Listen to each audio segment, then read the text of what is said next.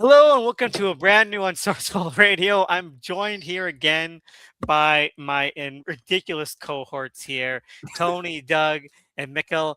We're talking about the second era of the Spider-Man live-action films, the Mark Webb, Andrew Garfield duology, Amazing Spider-Man 1 and 2, aka let's steal part of the plot of Ang Lee's Hulk, but then never really explore it. I thought about that during like the whole like genetic destiny thing. Like, oh, this is like a bad version of Hulk. No, because the funny thing is, right? So you can probably see it during the poster, the first one I'm using on this thumbnail. It's the untold story was the original kind of tagline for it. The main Spider-Man, the untold story, because they're going to reveal that backgrounding, but then they just cut it all out of the movie, and so you just basically don't get any untold story in this. But they do allude to it, and they just kind of poured that entire thing to part two, which is ridiculous. But I enjoy it. It's very much like I don't know. It's really dumb, but it's a take. But let's get into it. Amazing Spider-Man 1.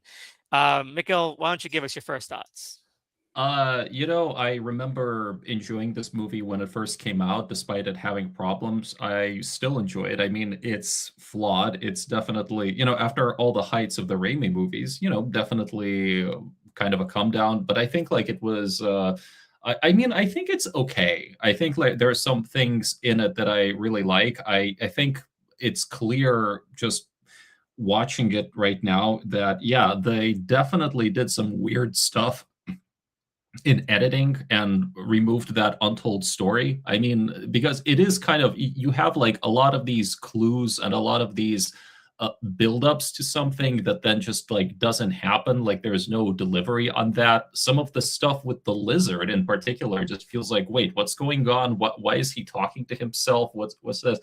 They completely cut out the resolution of the I forget the name of the actor, but the character is named Mr. Rotha, right? So that Did he stuff is die in the bridge? Was that the no, implication? not at all. No. He What? escaped. He escaped alive. He was rescued on the bridge. The idea was Oh my that, like, god!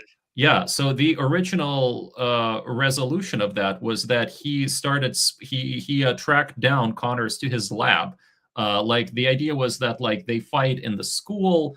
Connors turns back into a human, asks Peter to help him get him to safety because the police are coming. That's when Peter takes him down to his sewer lab, and Connors reveals like actually that he's still under the influence, so to speak. And then Rotha comes in and tries to shoots Connors. He tries to kill him, and he reveals to Peter that like, hey, don't you understand what you are? Don't you understand why this worked on you?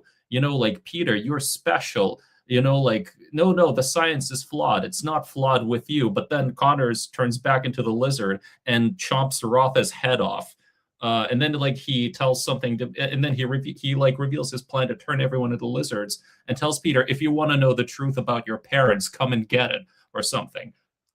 So Yeah, that was yeah. unnecessary. I cut it too. No, I think there was supposed to be some really big reveal about that toward in the climax of the movie, right? So that's all gone as well. But I just feel it would have flowed so much better because they cut up that scene with the Rotha confrontation and it made it like, oh, Connors is like talking to himself and then he injects himself and he's not, it made that part incoherent. But like it made a lot more sense in that the way it flowed originally. All right. Doug, what do you think about TASM 1? Well, to sum up how I feel about that, I'm going to have to say a quote by the great Ben Parker.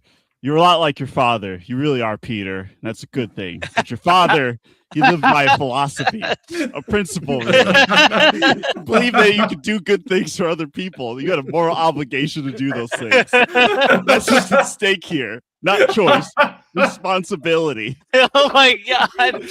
That kind of sums up this whole movie where it's taking a much longer walk to like say the same things in a kind of less interesting way. Like I agree that the movie's like okay, like it's not terrible. There's definitely worse Spider-Man movies, but it's so funny that at the time, and I definitely like bought into the market like, oh, this is a bold new like they're going to be more faithful to the comics. This is different. And then when you look at it, you're like, they're doing so much of the same stuff, like even structurally, to like how the plot unfolds, and we end with a funeral. Like it like does so many of the same beats. So it's like, okay, I guess Raimi just established like this is what a Spider-Man movie is. So this is like, even if we're rebooting it, like we have to do these things.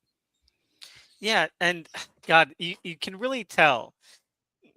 Skipping ahead a little bit to maybe next week's episodes, that they really learned all the wrong lessons from the things people made fun of from these two. Because that quote is really bad and clunky and messy, and they took from it, well, let's not even try next time. No Uncle Ben. That was the takeaway. They're like, forget it. No, you get the story. idea. Yeah, we can't do it. We can't do it even close to good as the Raimi ones. Let's not even try. Tony Stark's Uncle Ben now. Fuck it. I don't care. Aunt May's Uncle Ben. They're both kind of collectively Uncle Ben. John Favreau is Uncle Ben? Well, he was meant to say it too. Like there was a lead scene from fucking Homecoming where he says the great responsibility line. So yes, really? Oh my god! Even John Favreau was a little bit Uncle Ben. They were like trying to Jesus Christ. They were trying to scribble that shit out. The search for Spider-Man 5, the search for another Uncle Ben surrogate. There's only one Uncle Ben, Adam Scott. Yeah, I was saying, just have Adam Scott show up in Brand New Day and be like, Ben was alive, but he just like skipped town, like he just left. That would be a douchebag. Hey, Peter, I got a Pepsi for you. All right, but Tony, what's your take on TASM 1? Doug came in with like the poison dart. I agree largely with what he said, and to build off of it, I will say that these Amazing Spider-Man movies in general, but this one to kind of kick things off, have major identity issues, and they're largely rooted in like trying to do the like same things as the Raimi movies, but then taking slight spins on them, right? So they're like, oh, well, we got to have Uncle Ben get shot. Oh, but we can't do it the same way. And then in the process of trying to figure out how to make that more exciting or how to differentiate that core idea, it becomes sloppier, right? Because the original version of and the way that it was told was a fantasy, right? The movie opens with a narration where he's like, this story is not for the faint of heart, et cetera, et cetera. This is trying to go for some kind of naturalism while still hearkening to the comic books, which creates this really strange incongruity. I'm gonna bring up a bit of like my experience like watching this movie when it first came out, because there are two movies I watched in Chicago. There was Ted and there was this movie. And when it came to this movie and who I watched it with a friend who I would watch all of the major releases at the time with. Right. And to kind of show the credentials, I watched Spider-Man 3 in movie theaters with the same friend. And in that time period and in between, like he was such a massive superhero movie fan. And for me personally, I wasn't. Right. And if you think about all the superhero movies that were within that time frame, right, all of the, clunkers, right, you got like the Dark Knight Rises versus Night, and it just didn't work out as much. The other movies I listed, like Man of Steel, etc., right? These are the movies that kind of jaded me to superhero films, and this was almost a nail in the coffin. This was like one of those things where it's like, yes, I appreciated 500 Days of Summer, but all of the chatter leading up to this movie, I'm like, well, it's still just going to be made by the guy who made 500 Days of Summer, and frankly, you can tell. That. That's why you keep referencing it. Yes, and like frankly, these movies feel like they're directed by that guy, and for better and for worse, and mainly like you can tell in the conversational scenes, none of them are lit or shot in interesting ways. The action sequences feel like they're just sent to like an action director rather than him directing it, and so many of this will be my final point in these opening thoughts things, but like the second movie gets a lot of dings for having too much going on, and this first one has a similar issue while also muddling its points. We got to the spider bite in this movie and I was like, oh god, it took like 20 minutes to get to the spider bite, and then I went back to the Raimi movie and it took 20 minutes to get to that spider bite too. And for whatever reason, in that first movie it just feels like it's motoring, and this one, it's like every reveal just feels like it's sluggish and sluggish and sluggish until you get to the last 20 minutes. This is a really poopy movie, and like not nearly as enjoyable to watch as the next one we'll discuss. And you're not wrong about that. I think a lot of that stems from again Doug hit the nail on the head so hard it's like all the way down to China at this point. Is is that it has to circle around itself. It has to take the long way around. So that's why a lot of these things, and not the second one. The second one has all these fucking issues, but in different, extremely bold, new, creative ways. But this one, Some would say experimental. I would say experimental. It is like it's the Joker 2 of the Tassa movies. Like, Right. Yeah, I was thinking Godard, but you can have that. Yeah. Same difference. Yes, Mikhail, you just I wanted to say that I agree with the identity crisis. I feel that kind of that's true of both TASM 1 and TASM 2. And I will say that I would put a lot of this on Sony, because Sony really tends. I mean, a lot of film studios are, they're highly reactive, and I think Sony in particular was highly reactive, and they were also trend chasing with these films. So on the one hand, they need to kind of make a new Spider-Man movie in order to retain the rights, as we all know.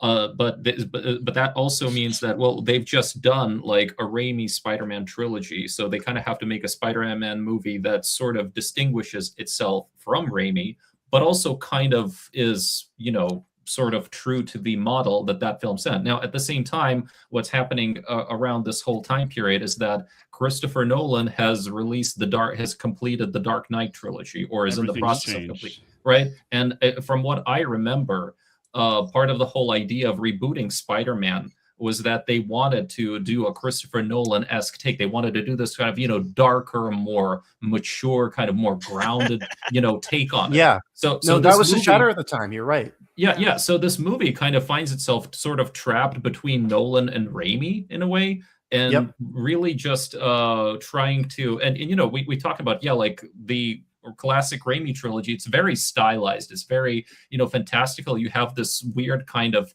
retro, almost 1950s New York with all those old telephones and everything, right? And here, this is like the modern quote unquote real world, right? This is like, everybody has cell phones, the internet, it's the real New People York. Use Bing to look up stuff.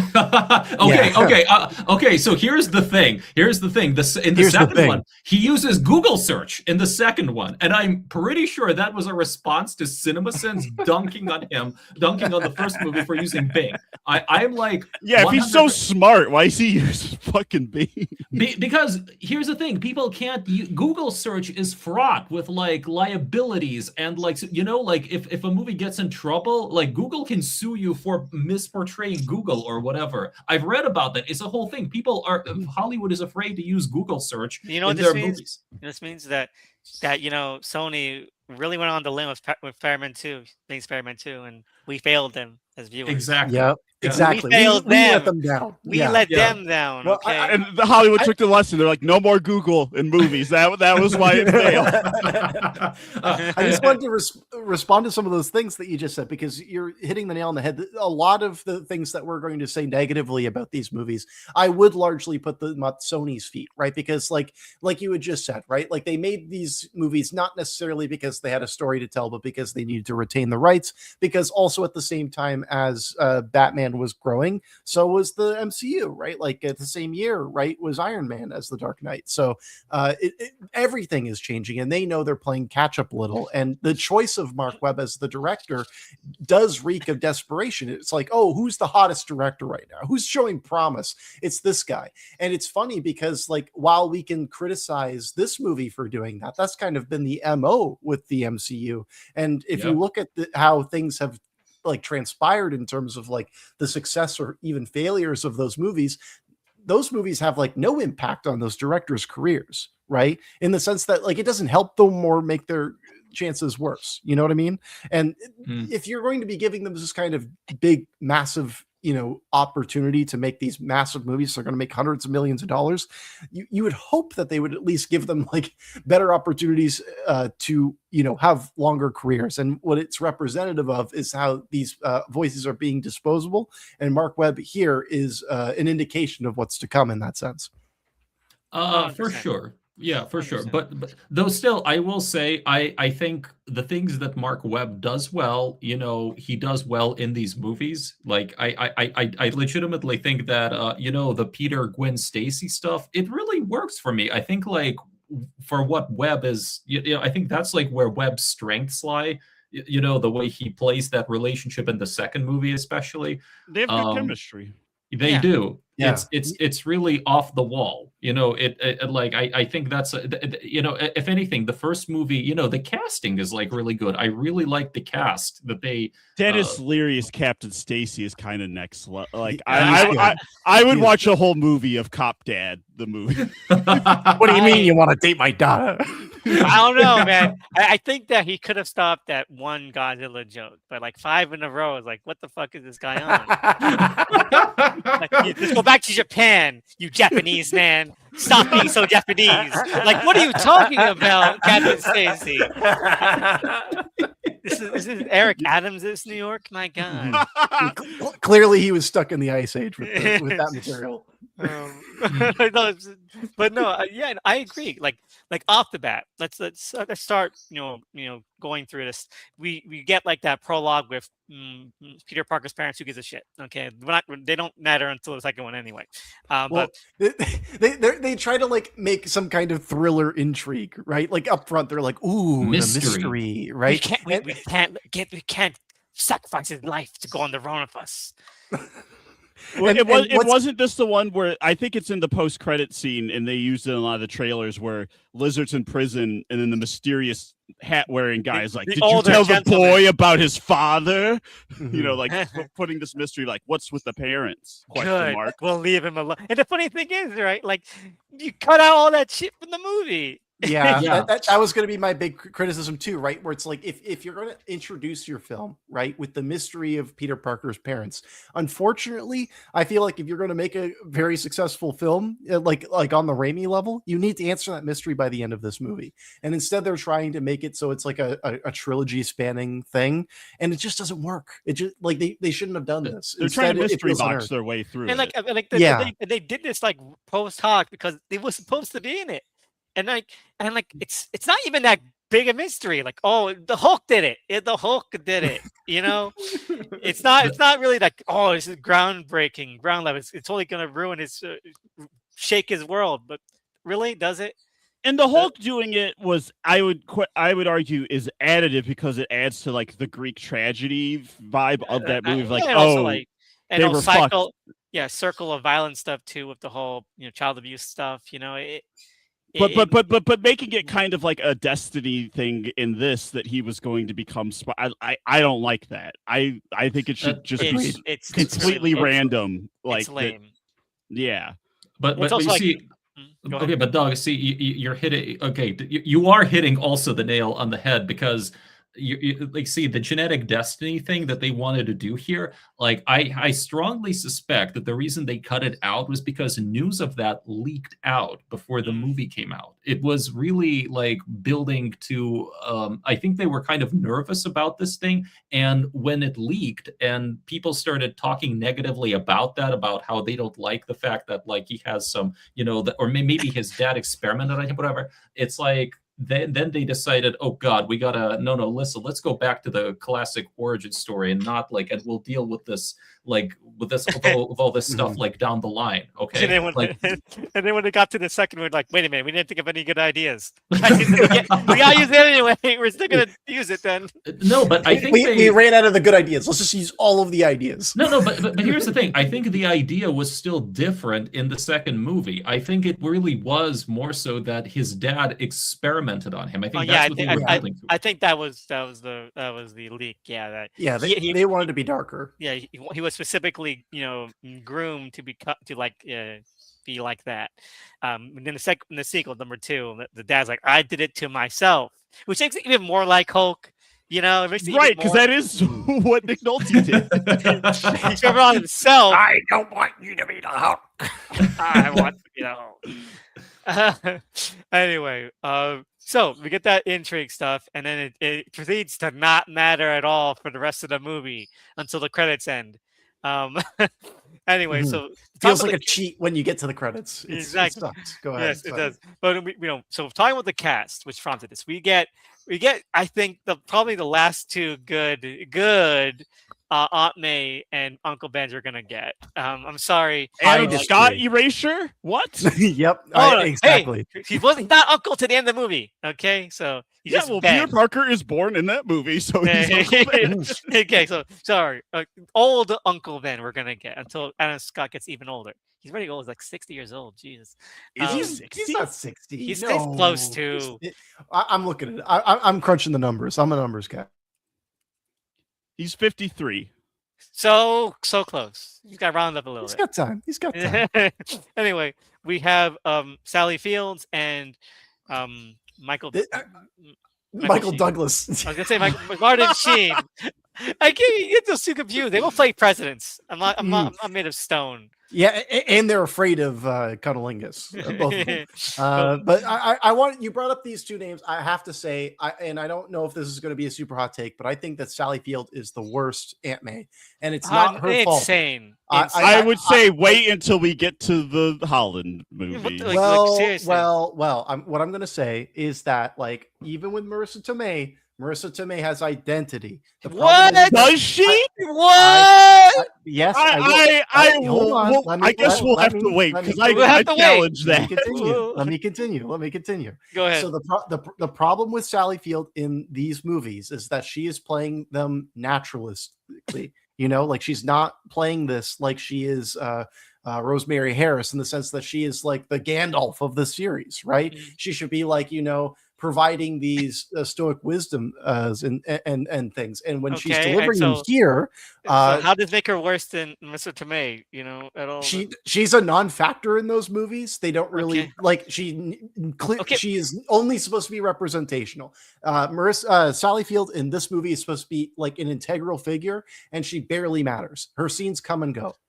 I gotta say, her scenes are the only good scenes in the movie. That's all I'm gonna say. I disagree. I fall asleep every time. I like the scene where he comes home all like fucked up and like she like doesn't understand what's happening to him, but like she just like is still like there. And, like I think that's a compelling. Yeah, no, I feel like it's not like I like the scene. It's not great.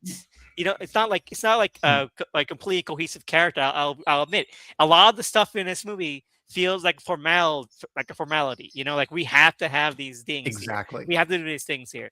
That said, I like the scenes where they do have these heart-to-hearts. They're not like essential, and they're not like the film is not structured around them in a way that makes them truly compelling or immersive emotionally.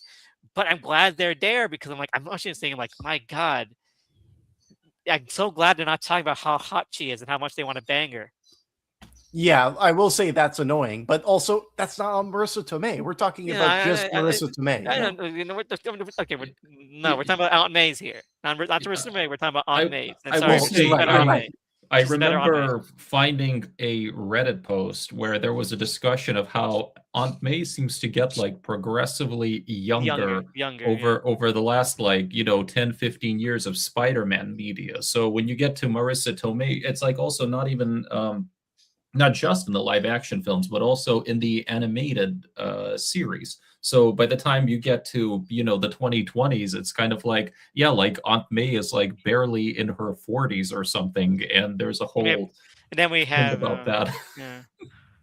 Well, I mean, like technically it's more realistic, but then also like I agree with you guys in the sense that it's like I don't know how additive that is, right? Like I don't know if like making Aunt May younger is like something that makes it a more compelling story, right? Like so that people don't want her to die. That's why they were like, "Oh, she's young, she can't die." Well, and then there was always the criticism, like, does the age gap of like how much older his uncle and aunt are? Like, so Ben was like a way older brother than Richard, but I never cared about that I needed that like addressed, because we're operating, like you said, like on a fantasy level in the Raimi movies. Who knows? Maybe Richard Parker had a problematic age gap. We don't know. Jesus, not imagine like adding that to this gumbo of like complicated ideas. It would be a take. Give me the reins. I would. Okay. But yes, you would have righted this ship. I agree. You're right.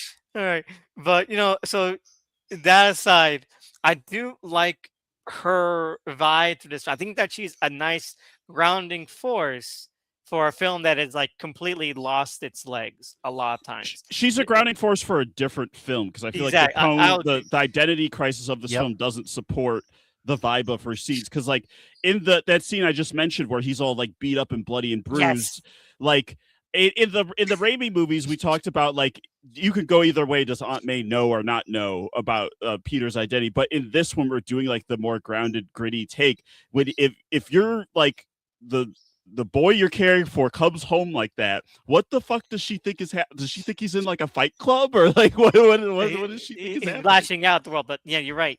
It does feel like from a different movie, and the movie I wanted it to be. Okay, I know that Tony was going to say something. I'm going to say this first, and maybe if you guys pick up on it, we'll discuss it. But is Spider-Man meets fucking Death Wish?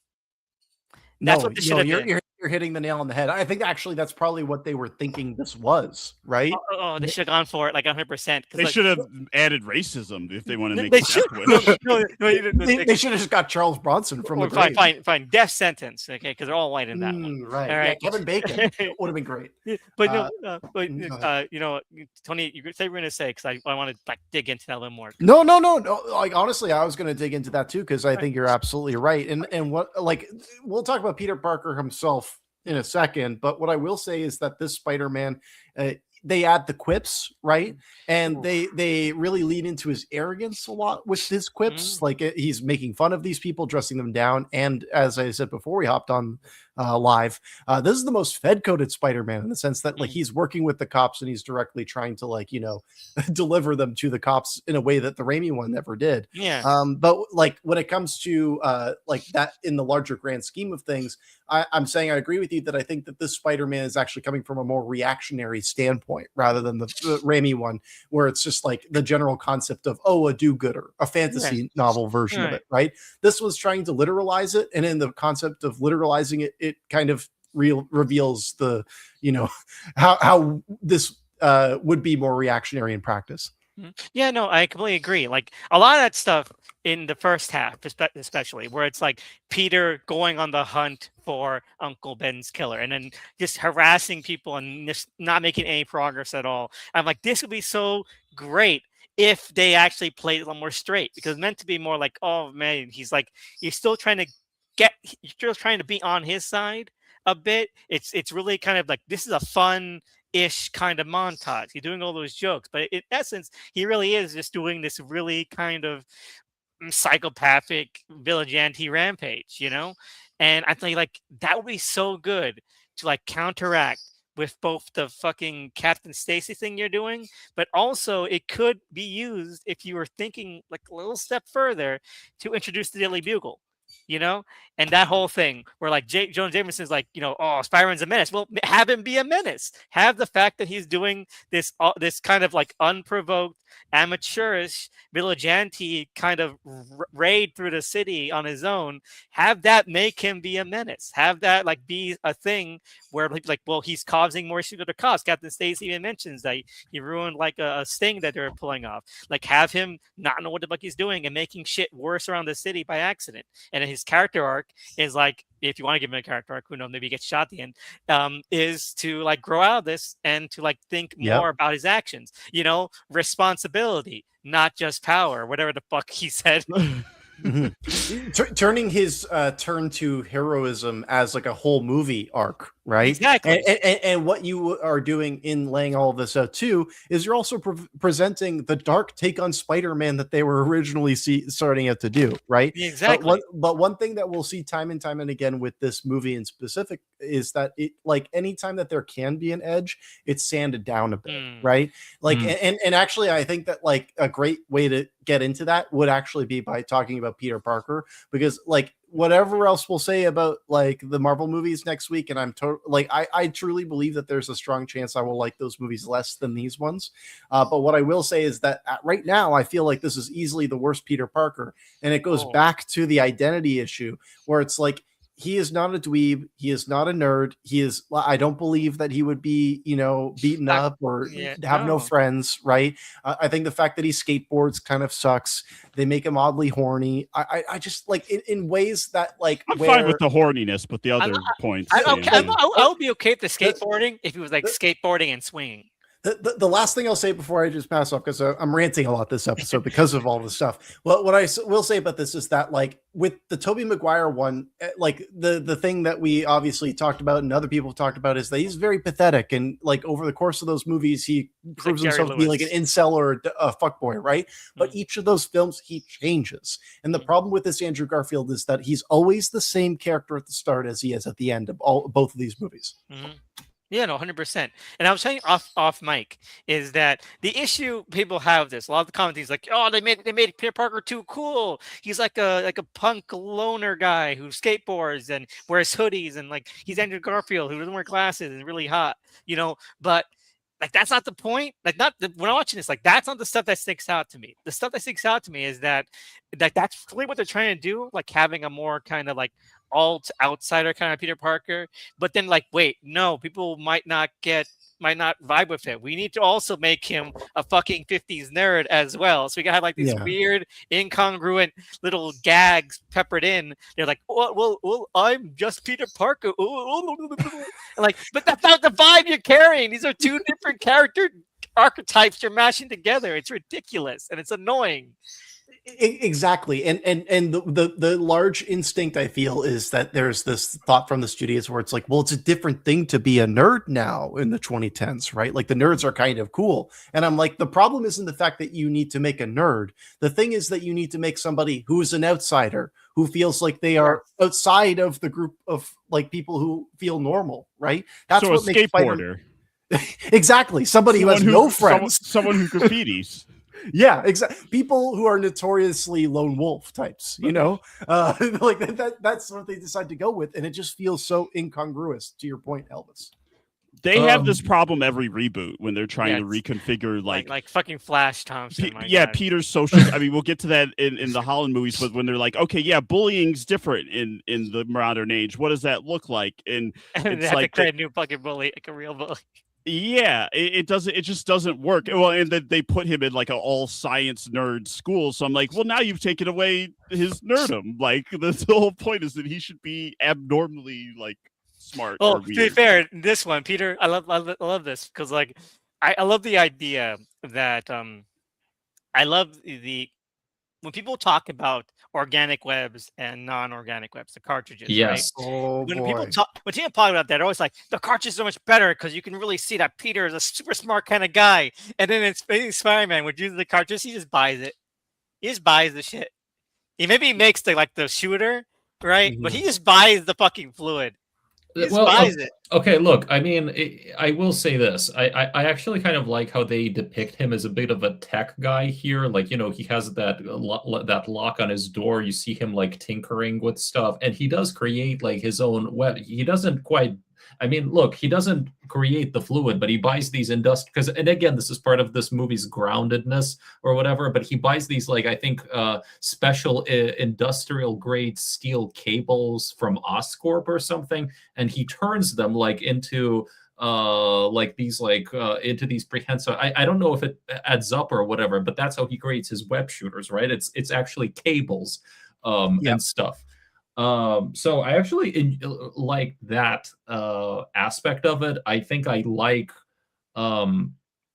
Andrew Garfield's, like his presence, like his charisma and everything. I mean, I think it's interesting how, Tobey Maguire plays a very, we talk about it. He plays like almost like a 50s, like, aw shucks kind of, Superman-esque, Boy Scout / nerd, type character. And here I think like, it was definitely this question of, well, what does like a nerdy Peter Parker look like in the, in the real world and modern 21st century, whatever, right? And he's like a guy who seems to constantly stumble over his words and is like, I think it's a little overdone, definitely. Like there was I think a montage of him saying, why, well, what that's, he keeps like repeating. But I don't know. I think I think it is okay for what it is. It's just like the problem is this movie has severe tonal issues, right? And I think like some of that stuff really clashes with their attempt at like being like grounded and serious and stuff. I mean, because like you look at that scene, you look at like how after he gets his powers, right? Like, and we get an almost slapstick sequence inside the metro. So on the Where one hand, he there's fucking harasses that poor Yeah. Yeah, woman. because from everyone on the train's Yeah. perspective, they see a guy try to like assault a woman, and then he like All those people are Yeah. heroes. They're Yeah. the real heroes. Listen, I'll say is like Tobey Maguire's homophobic comment looks like pales in comparison to what just happens in that sequence. That's right. It does show, like Mikhail was saying, because that's a kind of gritty kind of scene. Like that's kind of gritty Yeah. scene. But then it's played for like, oh, Jerry Lewis, Nutty Professor style laughs. Like, oh my god, really? Yeah, and just to get to the point of like the web situation, right? Because I'm of two minds of the whole thing conversation, right? Because like I get people who are like, oh, it's cool, and also there's the idea of like in an action sequence, maybe they can get damaged, and there's a run level out of drama cartridge. Exactly, right. There's a level of drama there, but then like there are incongruous elements in this film, right? Where like let's say when he first gets bitten by the spider and he has the wound in the back of his neck, he pulls out a string, right? And you would think that that would lead towards organic shooters, and that doesn't work. And then also another thing I'll say is that like I get the arguments on one way or another, but personally the reason I like organic web shooting is because his name is Spider-Man. He should be able to shoot webs out of himself, is the way I feel. It just makes sense. And when I look at this character and this concept of him making these web shooters, right? All of the things that we've said taken into account as well, right? He is a skateboarder. He's in these clubs at school. He's a big science whiz. He's inventing all of these things. I almost feel like when we get to the web shooter thing and it's happening in this montage, they're just kind of yada yadaing it. And I'm like, wait a second, like how does he know how to do this? This specific thing, like this is crazy, and He's it comes out of smart nowhere. at science. he watches tutorials. Oh, via right, big like, YouTube. he goes But I'm like to a like, fucking YouTube like Bill Nye page. It's fucking ridiculous. Look, I'm not trying to CinemaSins this movie, but it's like it feels like there's a lot of hats on hats on hats to when he's doing this. I feel like it's unearned for this character that we're getting personally, and I feel as though it would have made more sense for it to be organic web shooters. And the only reason they didn't go with organic web shooters was because they were afraid of the associations with the Sam Raimi movies. Yeah, it's the untold story. It's the untold story. Well, as we all know. well, yeah, like at times, because look, this movie is one way or the other in some kind of meta discourse with the Sam Raimi movies that came before it, right? It's almost like at every stage, it's kind of like, well, how do we distinguish it, and to some extent from what came before? How do we tell this origin story again? Introduce a new Peter Parker for a new continuity that we can then build on and expand and everything. But also, how do we not completely repeat what Sam Raimi did? Okay, well, we have a different world. We have a modern world. We have a different tone. But like, how does the story... how is the story different? Okay, well, maybe he never finds the killer. Maybe it becomes like a whole thing about like, like you don't have to be like a murderer. And maybe we can avoid that problem that like Maguire Spider-Man had, because he basically killed the guy, Well, we'll get there with these movies too, actually, as well. Yeah.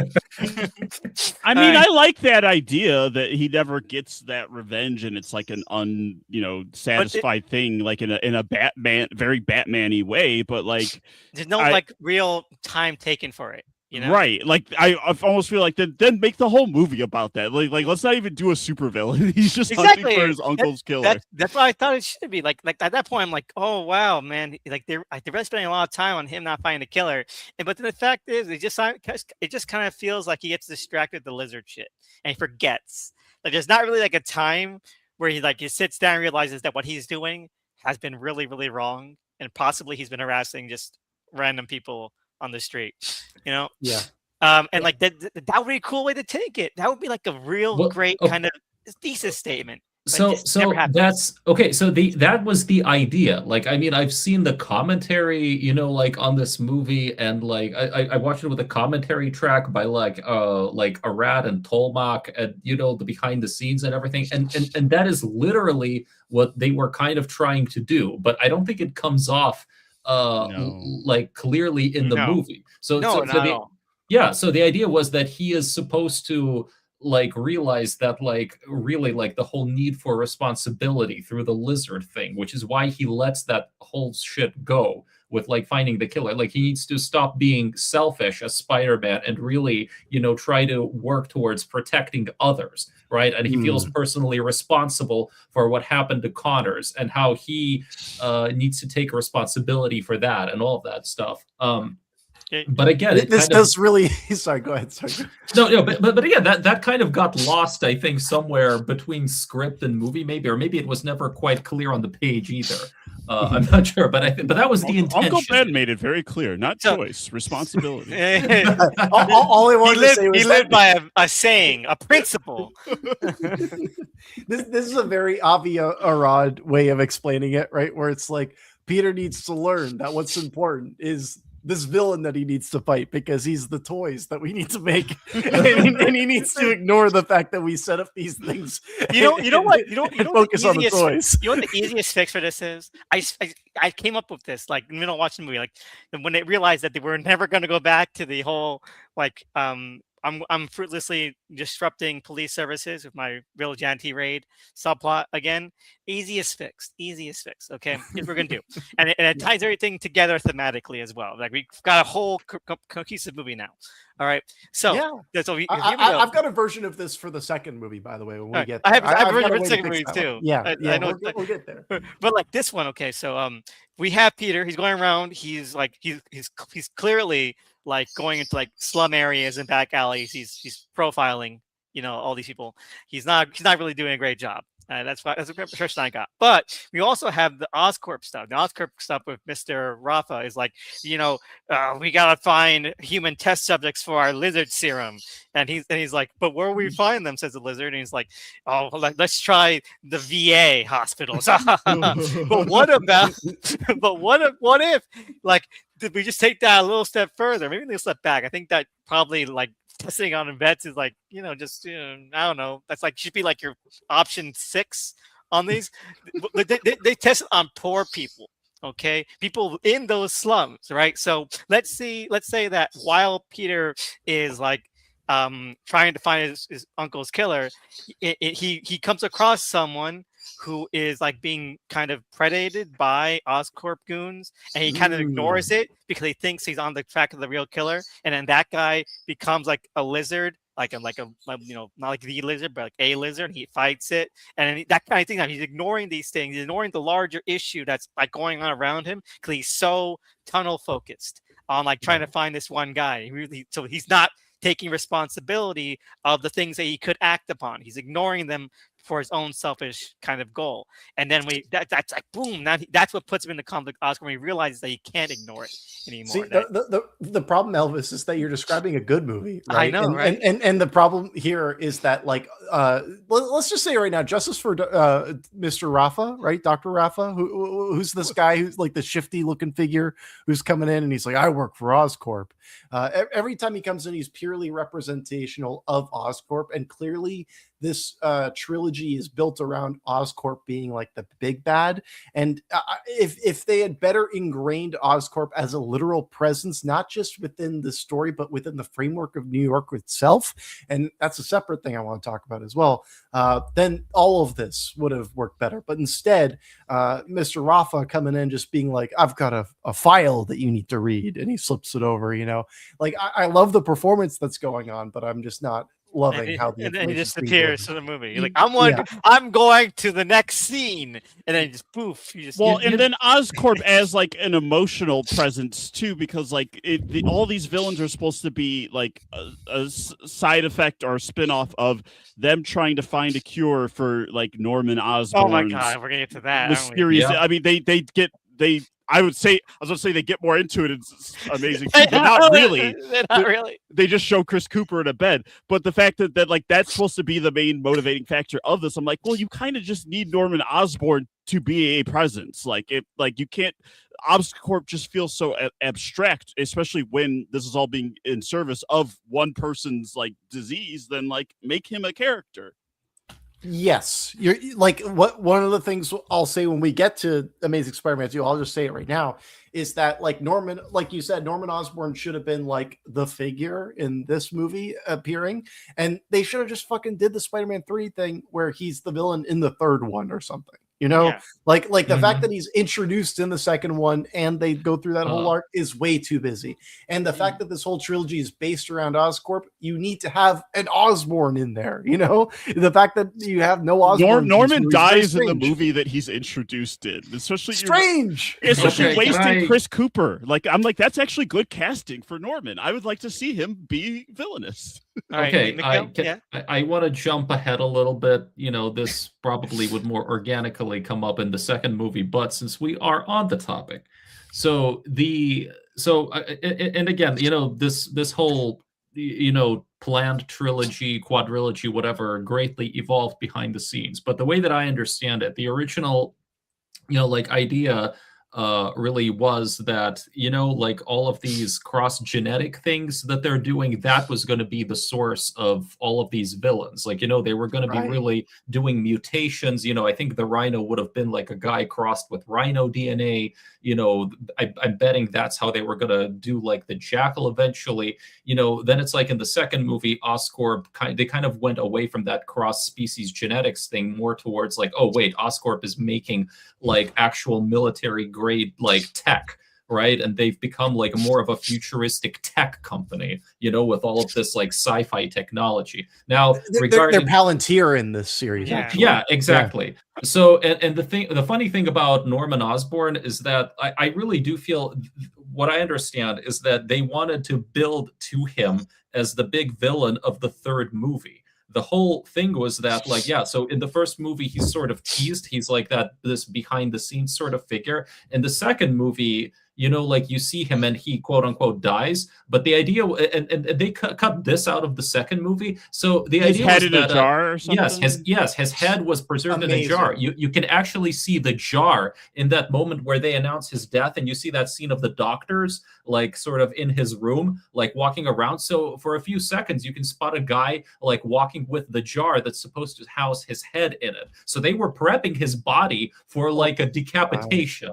Okay, yeah, they were going to put his head in a jar, and then in the post-credits sequence stuff, when that mystery guy, the eyes wake up in the like he walks through Oscorp special projects. Yeah, they were going to reveal his head as one of the special projects. So the whole point was he was supposed to be Spider-Man's best villain, Headman. Yeah, and Futurama guest star is the villain of the next one. Yeah. So TASM 3 was gonna be like the big Norman Osborn movie. They were gonna resurrect him, I think, maybe through cloning or something. Let's just do it, man. I need this in my life. It's like So he was gonna be the Green Goblin, the main villain of TASM 3, and he would have created the Sinister Six in that movie. That was the idea. Like, I'm just imagining like Chris Cooper's head on like a CGI body, right? And he's like, "We gotta stop Spider-Man." Like, it would have been great, you know. And if that reveal was in Amazing Spider-Man 2, like I would just call it a great movie. Movie goes up like a 1 star, maybe 2. There's like concept art, man. There's like, you know, like shall we begin? Mark Webb didn't hide that. Like they talk about it on the behind the scenes. Like he shows you all this concept art. I mean, it looked pretty cool, I have to say. They can still do it. Chris Cooper's not busy. Come on. All this fucking business about the Snyder cut. Give me the fucking Webb cut. Give me, you know what? I mentioned this before. We're talking about TASM 2 at this point for a little bit. I need all the Mary Jane footage integrated into the movie because that's so fucking. Oh, because they cast what's her name? Shailene Woodley. Yeah, and there's like 30 minutes of footage that they deleted because they're gonna do a fucking romance plot between them too. In the same fucking movie, they killed. Like that's bull. That's beast mode. I love it. I want the 4-hour cut. Yeah, like I can't wait to get to that movie, but actually just to tie it back into this one, just so we Yes. stay on some kind of track. Yeah. And actually to go back to something that Mikhail you brought up earlier as well, like I fully agree that like what I will say is the best aspect of either of these films is always Gwen Stacy and Peter Parker. The romance is nailed every single time. And to go even further than that, I know that every single one of these pairings, romantic pairings in these Spider-Man movies, they became items. Between all of them, I say that the most genuine chemistry is between Emma Stone and Andrew Garfield. I feel like these are two people who genuinely have attraction to one another, more so even than Tom Holland and Zendaya. And when it comes to their conversational sequences, like their romantic subplots, I think that like we need more of them, because Mark Webb is actually good at letting his actors kind of feel things out in this way. That's why 500 Days of Summer, a movie that's very flawed, the best sequences are those moments where there's areas to breathe. And the reason that he's an ill-equipped director to make this kind of movie is there's a lot of precision involved. There's a lot of pre-planning that needs to happen months ahead of time. And he's a director who actually finds it out on the day of. So like, I feel like this is representational of why he's a bad director for this choice. But then also I'm like glad that we have somebody who actually understands like interpersonal dynamics to be able to display the best version of this kind of love story. And you're not wrong, because I think these two, out of like, I'm even gonna lump the Raimi movies into this. Takes the time to actually like have the romantic pairing kind of sit down and kind of just go through like a scene together with just the chemistry. And that they mentioned Tom Holland and Zendaya, and yeah, they're married apparently. But the thing is, right, those movies don't give them any fucking scenes to like be in love with each other. And these two, Task and One, Task Two, for better or worse, we're gonna get a lot of this is just fucking them hanging out. And you know what? I'm glad, because they are really cute. I mean, honestly, drop the action and just have a rom-com with Andrew Garfield and Emma Stone. Like that. We'll get there. That I feel like that's actually the number one thing you could say about the second movie. Yes. Yes. All right. So what else happens? So we got to talk about Gwen Stacy. Let's talk about Gwen Stacy as like a fucking super genius. Well, okay, so she's in high school, but she also works at I mean, it's like an internship, right? Head intern. Like they're in high school by name only. These people look even older than Tobey Maguire and Kirsten Dunst in high school. No, I'm sorry, they don't. I'm sorry. I think Toby was younger than Garfield is at this time in this one, though. Let's be honest. Okay, so what we're saying is, look it. so talking about the ages, though, it is kind of like, it's like reminds me of like Starship Troopers, right? Starship Troopers, everyone there is like a high school senior, but then when Carmen, Denise Richards' character goes to the flight academy, like the guy who was also the high school senior when they were in high school together is now like her flight instructor. Like you guys went to the fucking army at the same time. How did you become the flight instructor? That's how that's how it feels like when she walks into like Oscorp. Like he came there after school. How long have you been here? Do you skip school to work here? It's insanity. And also, like, in a way, it's telling you that like she's a bigger nerd than Peter is in some ways, right? Like I'm like, Peter's a bum. Why doesn't he work at Oscorp? Right, exactly. And now I want to ask this bigger question, because I'm a total Luddite in the sense that I know nothing about Spider-Man's comics and all that stuff. And I genuinely want to ask, right? Is there any kind of like competitive advantage to choosing Gwen Stacy over Mary Jane Watson? Right? Like, is there like one truly better romantic interest over another? Like, what's the deal with this choice? Well, the thing is, people. The reason why it was important that Gwen Stacy died, because she was like a strong, a very well liked love interest. Like probably like the first big one, and she lasted for a really really long time. So but like, the thing what makes them different? Nothing really. And that's the thing is, right, the only thing that makes them different now is that Gwen Stacy has died. That's really the only thing that makes them different. That's what that is her defining feature, right? Now, like is that she died. Yeah, exactly. So the thing is, right, you know what? I'm gonna say it doesn't really matter, especially in adaptation, if she dies or not. you don't have to kill her off. I don't think that's important because they fulfill very similar functions. And if Gwen Stacy hadn't died, then a lot of the fucking stuff we've been doing with Mary Jane in the comics like for the last like 40 years probably still would have happened with Gwen Stacy. Mm-hmm. I'm wondering if this new movie is going to involve Mephisto and like he's going to like make the whole bargain I've heard of in the comics where he's like, oh, it's either I kill Aunt May or you forget like you're like he sells his marriage to Mephisto. Yeah, he sells his marriage and it's like she won't remember you and shit. You know, they have introduced Mephisto, like Sacha Baron Cohen plays him in Ironheart, perfect. right? Of all projects to introduce Mephisto. Perfect. Great. What a great actor. I mean, like you go from Peter Fonda to Ciarán Hinds to Sacha Cohen. You know, you're always going up equivalent actors. Peter Fonda was so good as Mephisto. So good. Ghost Rider is reference just for him. Bring him back. How many people can say that they've shared the screen with Rudy Giuliani? But you know, to go back to your point about Gwen Stacy working at Oscar, like, so here's the thing. One thing that I kind of like about TASM 1 in terms of you know, how they established the Stacy family, you know, they make it very clear that the Stacys are you know, they are something like they must be like upper middle class, if not upper class. Like, I mean, Peter is completely like out of his depth, you know, when he comes to dinner, you know, because they ask, where's your suit? Why didn't you wear your suit? Like, what dinner is this? Right. So they are it's like she's clearly like, you know, she clearly comes from a privileged family. Okay. Hey, no, I got it. See, here's what you're trying to describe, Mikhail. I understand. Okay. Oh, I'm hearing those keys move. So, what you're trying to say, Mikhail, is that, you know, she's been living in an uptown world, you know, and Peter is a backstreet kind of guy, you know, and you know, got to say he just doesn't tell her why, you know, she's an uptown girl. I'm saying he's trying to say that, right, Mikhail? Well, kind of.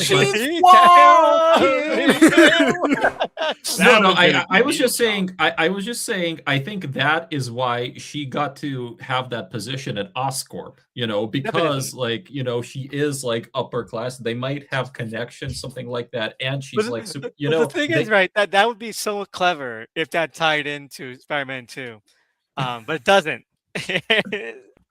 Apparently, Peter Parker is friends with Harry. Make Harry friends with Gwen. How about that? It makes we'll get to it. The relationship makes no sense. I mean, yeah, because we see him in this, and it's like, oh, he has no friends, so it's not like there's a mention of like, oh, my friend Harry. He doesn't even seem to care about Oscorp at all either. One thing I will say, like, just to go off of everything you just said, Mikhail, is like I do think that like I see that. I do see it, you know, and I feel like Emma Stone in this performance, I think she's the best performance in this film, right? Like I don't think that's a controversial take, right? Like I think that she's the best performance, and when it comes to all of this stuff, I do like Gwen Stacy in these films. I think that like she's an interesting character. The way that they present it in these films, I just don't really like. That was just like a personal, like, I don't understand the difference, you know what I mean? And I'm not saying that in like some kind of like, you know, misogynist where it's like, oh, they're all the same, aren't they? They're interchangeable. Like it's more so a commentary on like I'm looking at these comic books and I'm like, there is no difference between how these characters have been presented to me, at least within this context. So I'm glad that I got these answers. Is all I'm saying. Yeah, no. No, I get that. I just wanted to respond to the question of like, you know, what is this thing with Oscorp and like, why isn't Peter at Oscorp? You know, I do also want to say that I think one reason why they very consciously decided to go with Gwen Stacy this time around was because, you know, Well, in part, yes, in part because they wanted to do the death of Gwen Stacy storyline. But that's also another way to distinguish these movies from the Raimi movies. Like the Raimi movies had Mary Jane. Arad course. kind of tried to get Gwen Stacy in there in the third one. That didn't work. But okay, now we have like another opportunity. So let's do Gwen Stacy this time, and take it in that direction, and see what happens there. And for I would say, yeah, like. I mean, Gwen Stacy is one of the best things about this movie. That that chemistry they have, those romantic scenes they have, and everything. So yeah, like I say, that's one of the ways in which the origin story is retold, but it's not quite as you're not comparing it, I think, actively to the Raimi movies as you're watching it. You know what I mean? Yeah, you're right. It does feel distinct. Yeah, it's one of the few things that does feel distinct. Yeah, it's like, okay, we're gonna play into this. Like, you don't have to be like, oh, but like it's Mary Jane, but her name is actually not Mary Jane. Her initials are just Mary Jane. Her name's Michelle Jones, but you find out that her name is Michelle Jones Watson, but she doesn't go by Watson because her dad is a deadbeat. And you could leave over the possibility that there's another real MJ because the Chuds got upset that you cast. Exactly. The actual Mary Jane could be like her stepsister, Oh God, that kind of reminds me of the whole John Robin Blake thing from TDKR. That's why you should use your real name. Mary Jones Watson Jane. That's what this movie this movie franchise was missing. Joseph Gordon-Levitt. I mean, we have Mark Webb. Let's get them back together. He should have been Electro. No, he should have been Spider-Man. Just like him playing like a high schooler after like a fucking 500 Days Summer. He's like, it's me, Joseph Gordon-Levitt. After Brick, maybe that would have been like that would have been cool. That would have been cool. Anyway, appropriate too. Yeah. Anyway, so I do love. So one of the things that makes, and we said it before, I think Tony also kind of circled around it as well. One thing that makes this Uncle Ben and this Aunt May so less interesting is that Peter is clearly going through some shit, and they're all just like still like doddering old fools. Because he'll be like, I can't stand any of this. Everyone hates me. I'm acting like a school shooter. And then he fucking breaks like the door glass window, and he's like, well, he must be going through something. He broke the fucking door, man. I have a stronger reaction. Yeah, I mean, that's the most implausible thing there, because he remember, he even breaks like the crane in the bathroom, and it's like so he clearly like is doing all this superhuman stuff and causing damage that's then completely forgotten about, like, so you really have to suspend your disbelief that nobody's like, Peter, what the hell happened to the bathroom? And their scene is, but they're like, their reactions are like, well, he is going through puberty. Like, what the fuck are you talking about, Aunt May? One of my least favorite elements about how these characters are portrayed is that like they do nothing but talk about Peter. They don't have their own lives. When we are introduced to Uncle Ben, he's like screwing in the light bulb. He just got let go from his job. He needs to find a job, yeah. Right? Like in this movie, they're just going, oh, gee, I need to do something to get to Peter. The tragedy of Uncle Ben's death in the first movie is that like they're talking about it in the background, and then the moment that he gets the opportunity to step out, he, gets killed. In this one, it's like they are constantly looking to put themselves in that position. And like, it's fine when it's in the Spider-Man, oh, we got to talk to Peter Parker situation. But then when we get to what happens later with Uncle Ben, it turns them into dumb. It turns them into like they have one purpose, and that's to move the plot forward. Like, why does he run for that gun in the series? Okay, the plot needs it. Let's talk about that. Let's talk about that because I mentioned this as well. This won't happen. I tweeted out immediately the second it happened. You found my tweet underneath my hit Superman and Supergirl tweets. They're still hell yeah, man. Sorry, chuds. I'm the woke one now. Anyway, I tweeted immediately like Spider-Man 3 is the last time any of these movies felt like they took place in New York. Because once Uncle Ben reached for that gun, I'm like, Jesus Christ, this is not fucking New York. I'm sorry. You're so right, Elvis. You live in fucking Queens. You're reaching for the gun. Mind your own business. Just like take mental notes of his face. But like you're reaching for the gun. I'm sorry, man. I'm Well, sorry. and Ben has no context for what has just happened. There's no You know reason what? for him to step in. He just sees a guy drop a gun. For all he knows, that guy's a hero. Yeah, for all he knows, he's a patriot who's practicing his legal rights to bear Maybe arms. that guy's an undercover cop, and he just took a Who cop's knows? gun.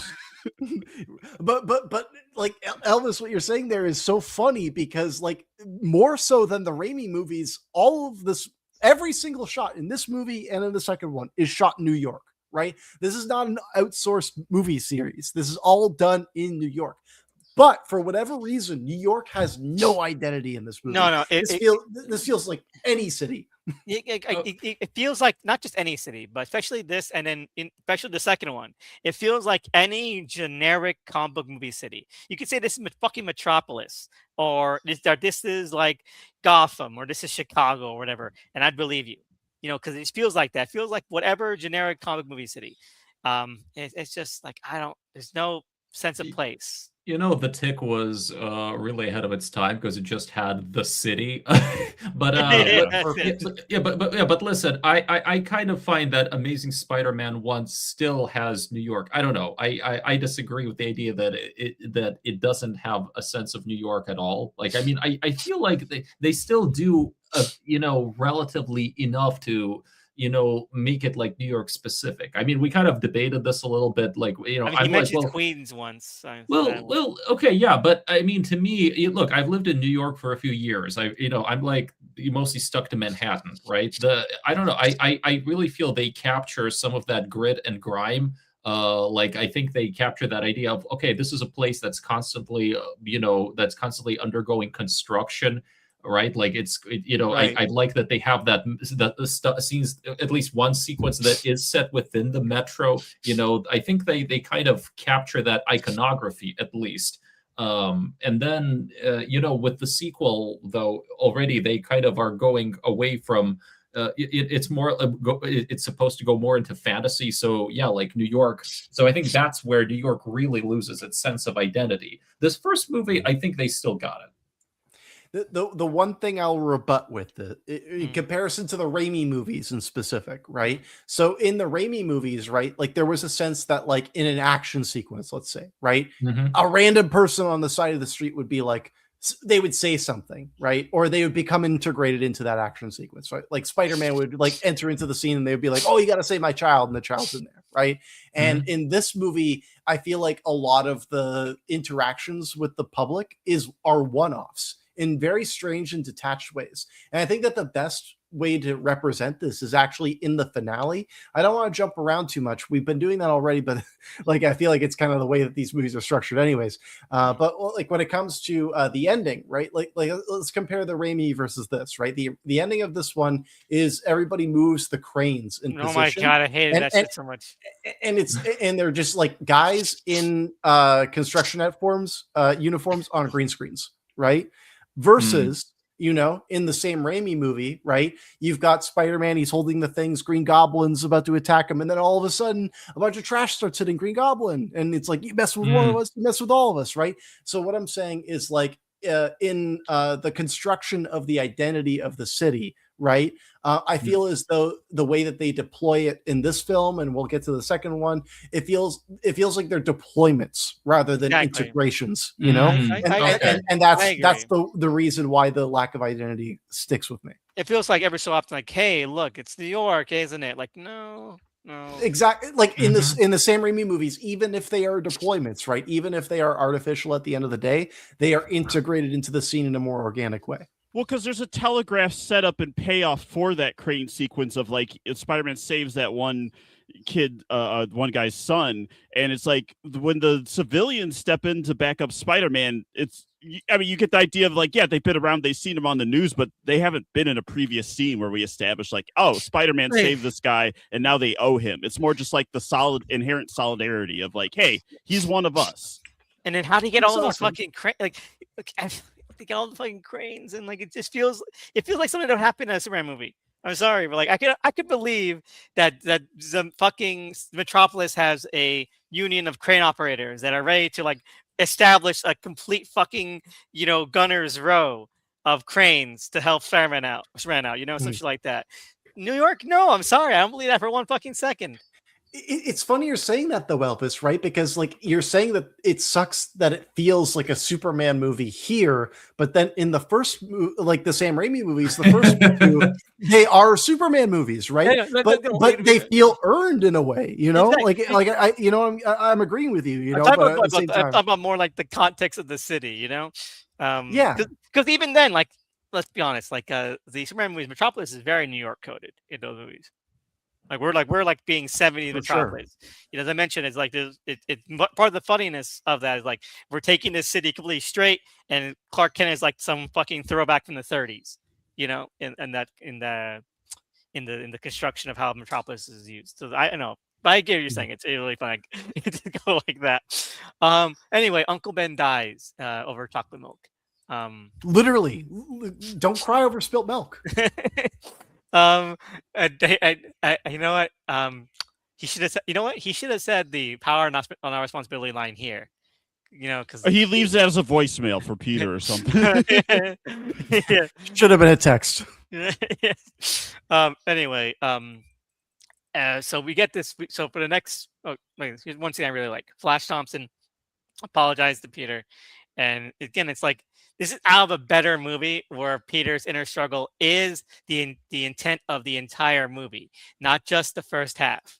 Where like because he's not knowing how to cope with those emotions, especially more nuanced or more kind of fractured emotions like this. Because like that's a really great response. I think Andrew Garfield does a really great job with that. With when Flash apologizes to him and tries to relate to him, it's really good. Kevin Garvey's son from Leftovers. So You're here's right. So listen, here's just something though that I want to talk about that a little bit. It's very interesting that the way the movie was originally shot, right, and the way that it was initially scripted was that this seems the idea seems to be that this is the first time Peter is dealing with a major death like this in his family. Which so for me it really one reason why I really want to see that untold story cut was because the film was shot with the idea, and the way everything is played is that Peter believes that his parents abandoned him. He doesn't know that they're still dead. alive Right. somewhere. Yeah, exactly. They put those insert shots of, plane crash, whatever. But if you look at the entire movie, that whole thing doesn't quite add up. It's like, why is he acting like this when his parents should be dead or something, right? One would argue that it would be more interesting if they didn't die. Well, Exactly. we'll get to Amazing Spider-Man 2 because there's a scene. Yeah, or at least if he was under the deleted scene. or at least if he was under the impression that they were still alive and they just abandoned him completely, right? So it's weird, but that whole thing kind of undermines in my mind the way that he is the way that you get a read on his character. I think the way that he deals with the trauma of Uncle Ben's death, you could argue, well, wait a minute, he already had a major death in his family before. I mean, this probably shouldn't be as impactful. You know what I mean? Mm-hmm. Well, Yeah. well the one thing that's interesting comparing to the Raimi movies again, the funeral scenes in those movies work really well because they're not just funeral scenes, right? They will have the funeral and then there's another reveal that happens at the funeral, right? Mhm. In these movies, they're just here's the funeral. Now we're grieving, right? And there's a really flaccid feeling to it, right? Where it's just we're doing this because we have to have the funeral, right? Yeah. That's the impression I get. There's a couple things I want to talk about because I feel like we're yada-yadaing over a bunch of stuff, and Yes. and I'm okay with that. There's not much. There's two things I want to say about this stretch. One, when he's skateboarding alone and he's listening to Coldplay of Oh my all God, bands. I wanted to strangle him the first time I watched it. That's how you know he's a loser. Yeah, exactly. You're right. Somebody who's cool enough to skateboard but listens to Coldplay, And right? he's swinging on the chains, the Oh my tonal God. incongruity of I thought this was our dark and gritty thing, and now he's doing Exactly.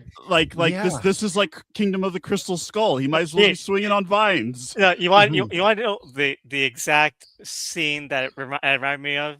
It's the first I'm going to go out and find my Uncle Ben's killer scene. Right. Because it's a guy mugging a woman in a dark alley. That's how it starts. Okay, all right, Yeah. that makes sense. That's pretty grounded. He goes up to you, bust it up, and then suddenly, like 5 guys appear out of nowhere. Right, one's a bat. They start wailing on him. He skedaddles. They fucking chase him. He climbs up a fucking wall. They climb up the fire escape up onto the roof he's on. It's like what? It's only it's like one by one. It's like turns into double dragon. Like what the fuck is? It goes from like a the lighting in that alleyway. I think they're supposed to be the flashing like cop car lights, but it almost looks like a purple like Joel Schumacher alley. Like I'm like, oh, these gang guys are like turning into like like the ruffians, the neon, Joel guys. Schumacher's Gotham.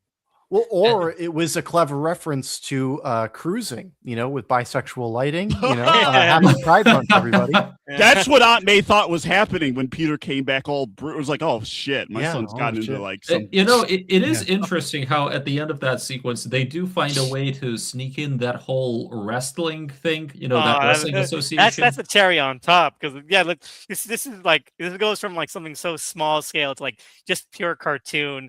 That he gets inspiration from wrestling luchador masks. Like this is ridiculous, man. Oh, the way he like falls in and he looks at the wall and he's like, "Say," it's like again, it's like you clearly it's the Batman. Well, yes, right, but then it's like also clearly you are informed by the Sam Raimi Spider-Man movies because you had to resort to the wrestler thing again, where it's like, why didn't you make them into superheroes or something? Wait a minute, but I think that's more part of the comics, right? In the comics lore, he was pro wrestling before he became a hero, so he starts out like here I think it's more like they wanted to work in the wrestling idea without really doing that like at all, and at that point I would have rather them changed it. Me too, because he just falls into it.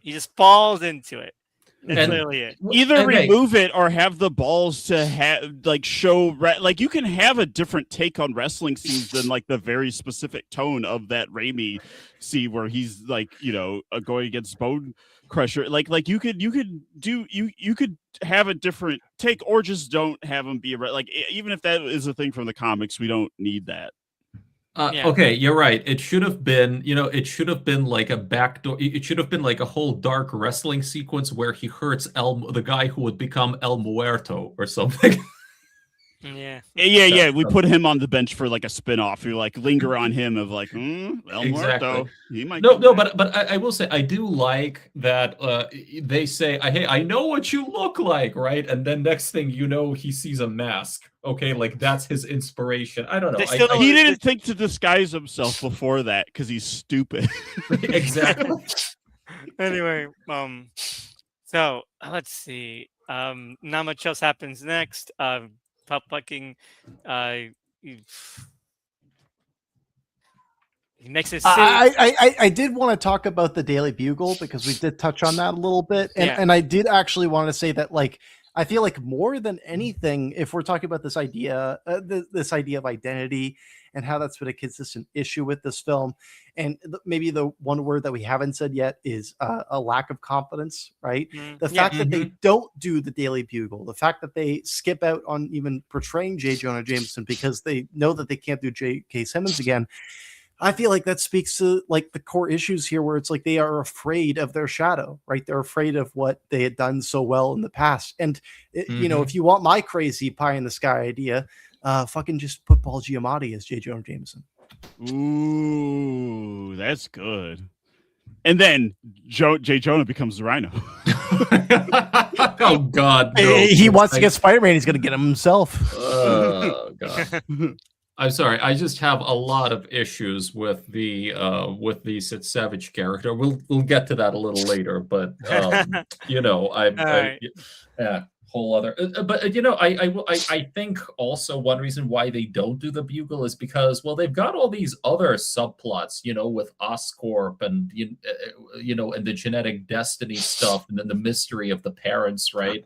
I mean, it could be just one of those things that they could never fit in there time-wise, so they decided not to. Again, if they focused on the whole like Death Wish shit, then you could fit in there seamlessly. Again, make it so that he is causing all this havoc, and that's what J. Jonah Jameson's about. And even then, he becomes like hero. He's like, I still don't trust him. He caused all those issues, And, it's very simple, but like this movie is overstuffed to the max. Even even its first one. Well, like to go to your point there, Elvis, right? Like the bugle would have been great for that pitch there. And also just in general, its inclusion would have made this movie a more interesting film. And also to go to your point, Mikhail, right? Like it's the fact that it's even in this film, right? The fact that they even decide to bring up the Daily Bugle and name it by name and to say that there's a newspaper that's talking about Spider-Man. If they didn't want to do it, if they didn't want to go down that path, just pretend like the Bugle doesn't exist, right? Like it's the way I feel. But then because it's Spider-Man, they're like, well, we have to acknowledge it. But like you said, it's kind of lack of confidence. It's cowardice. Yeah, they're not. There's an insecurity.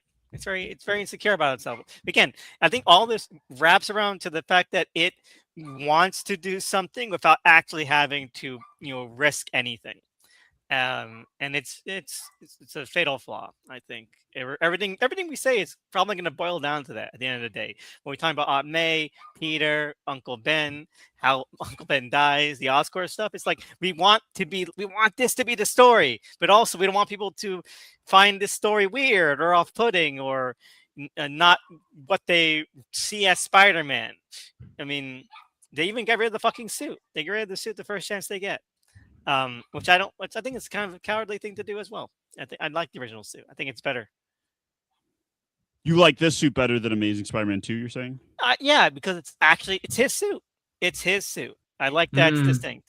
That's because 2 just kind of just like, okay, the comics, like whatever. He just looks like it's comics, but it's also like they bring in the raised edges a little bit, so it's got a little bit of Raimi stuff too.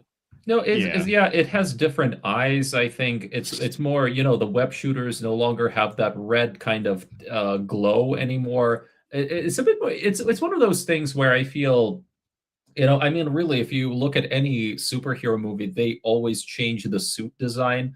On the one hand, that's just part and parcel. I think it also helps sell more toys, but also I think it's like also fan reception, because people will have like a million opinions on every single suit.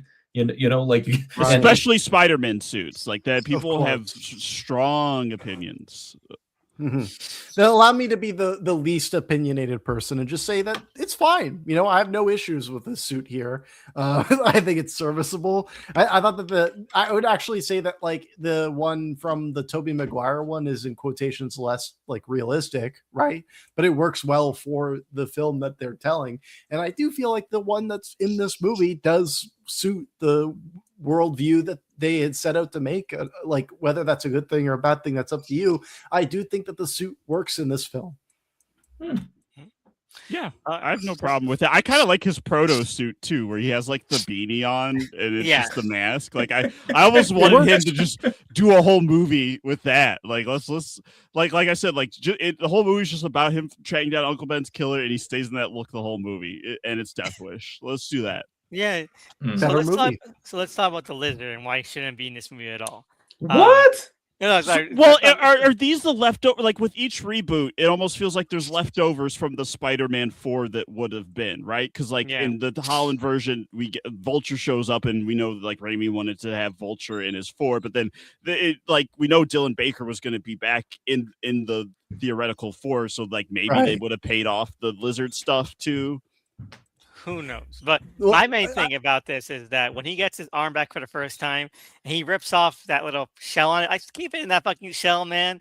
Make sure your fucking arm is like all good and ready. There. Okay. Yeah. Because there are no fingernails yet. Like that's too early. Like, come on, let it cook some more, man. Jesus. The hubris of that character. Yeah. But like Doug, I think you're hitting the nail on the head in terms of saying that like this is a connection to the Spider-Man 4. Right? So many nails. Doug is a hammer today. I'm a contractor today. Yeah, exactly. But what I was getting at is that like, it's this idea of like, how can we tie it like intellectually to the Raimi movies? Oh, they kind of remember Connors. Oh, we can use Connors. And what I will say in defense of the lizard is that I like Rice Ifans. I think he's a good actor, and I think that he performs Connors well. I think he's like the second best performance in this movie. He's even better in The Last Dance. I'll tell you that. He's a good actor. I just feel like where this movie starts to fail, where the Raimi movie. I mean, we've already talked about all the ways the Raimi movies like are better, but like that those movies like found ways to like find empathy for the villains in terms of like them being universal like monsters basically, and there is some of that in the Lizard in terms of like, oh, this is this tragic man and this experiment gone wrong, but like I don't feel sorry for him like really at all, especially since he so quickly pivots to like, I'm gonna turn the city into lizards, and I'm like, well, I'm losing the thread emotionally on like why you want to do that.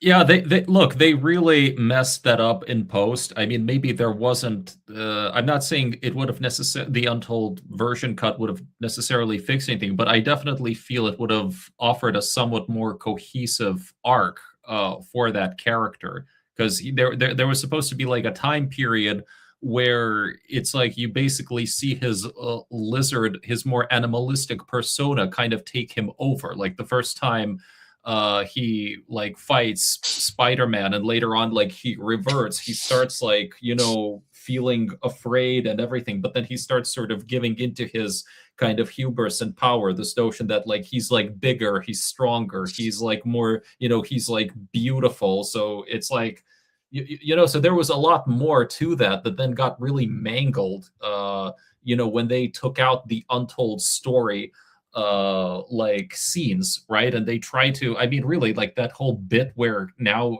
in the final cut it's like he's like quickly talking to himself, and you see him in the lab take a thing like that was all cut out of the like the full sequences that he had. Like Peter was supposed to be in that laboratory, you know, and he was going to be telling him, I can't go back, I can't turn back into Connors, would you go back, would you give up everything that you have, everything that you are, you know, like I don't know, I really I mean, I've never lost an arm, but I hope I don't ever do, but come on, is it worth being a lizard man? I don't know.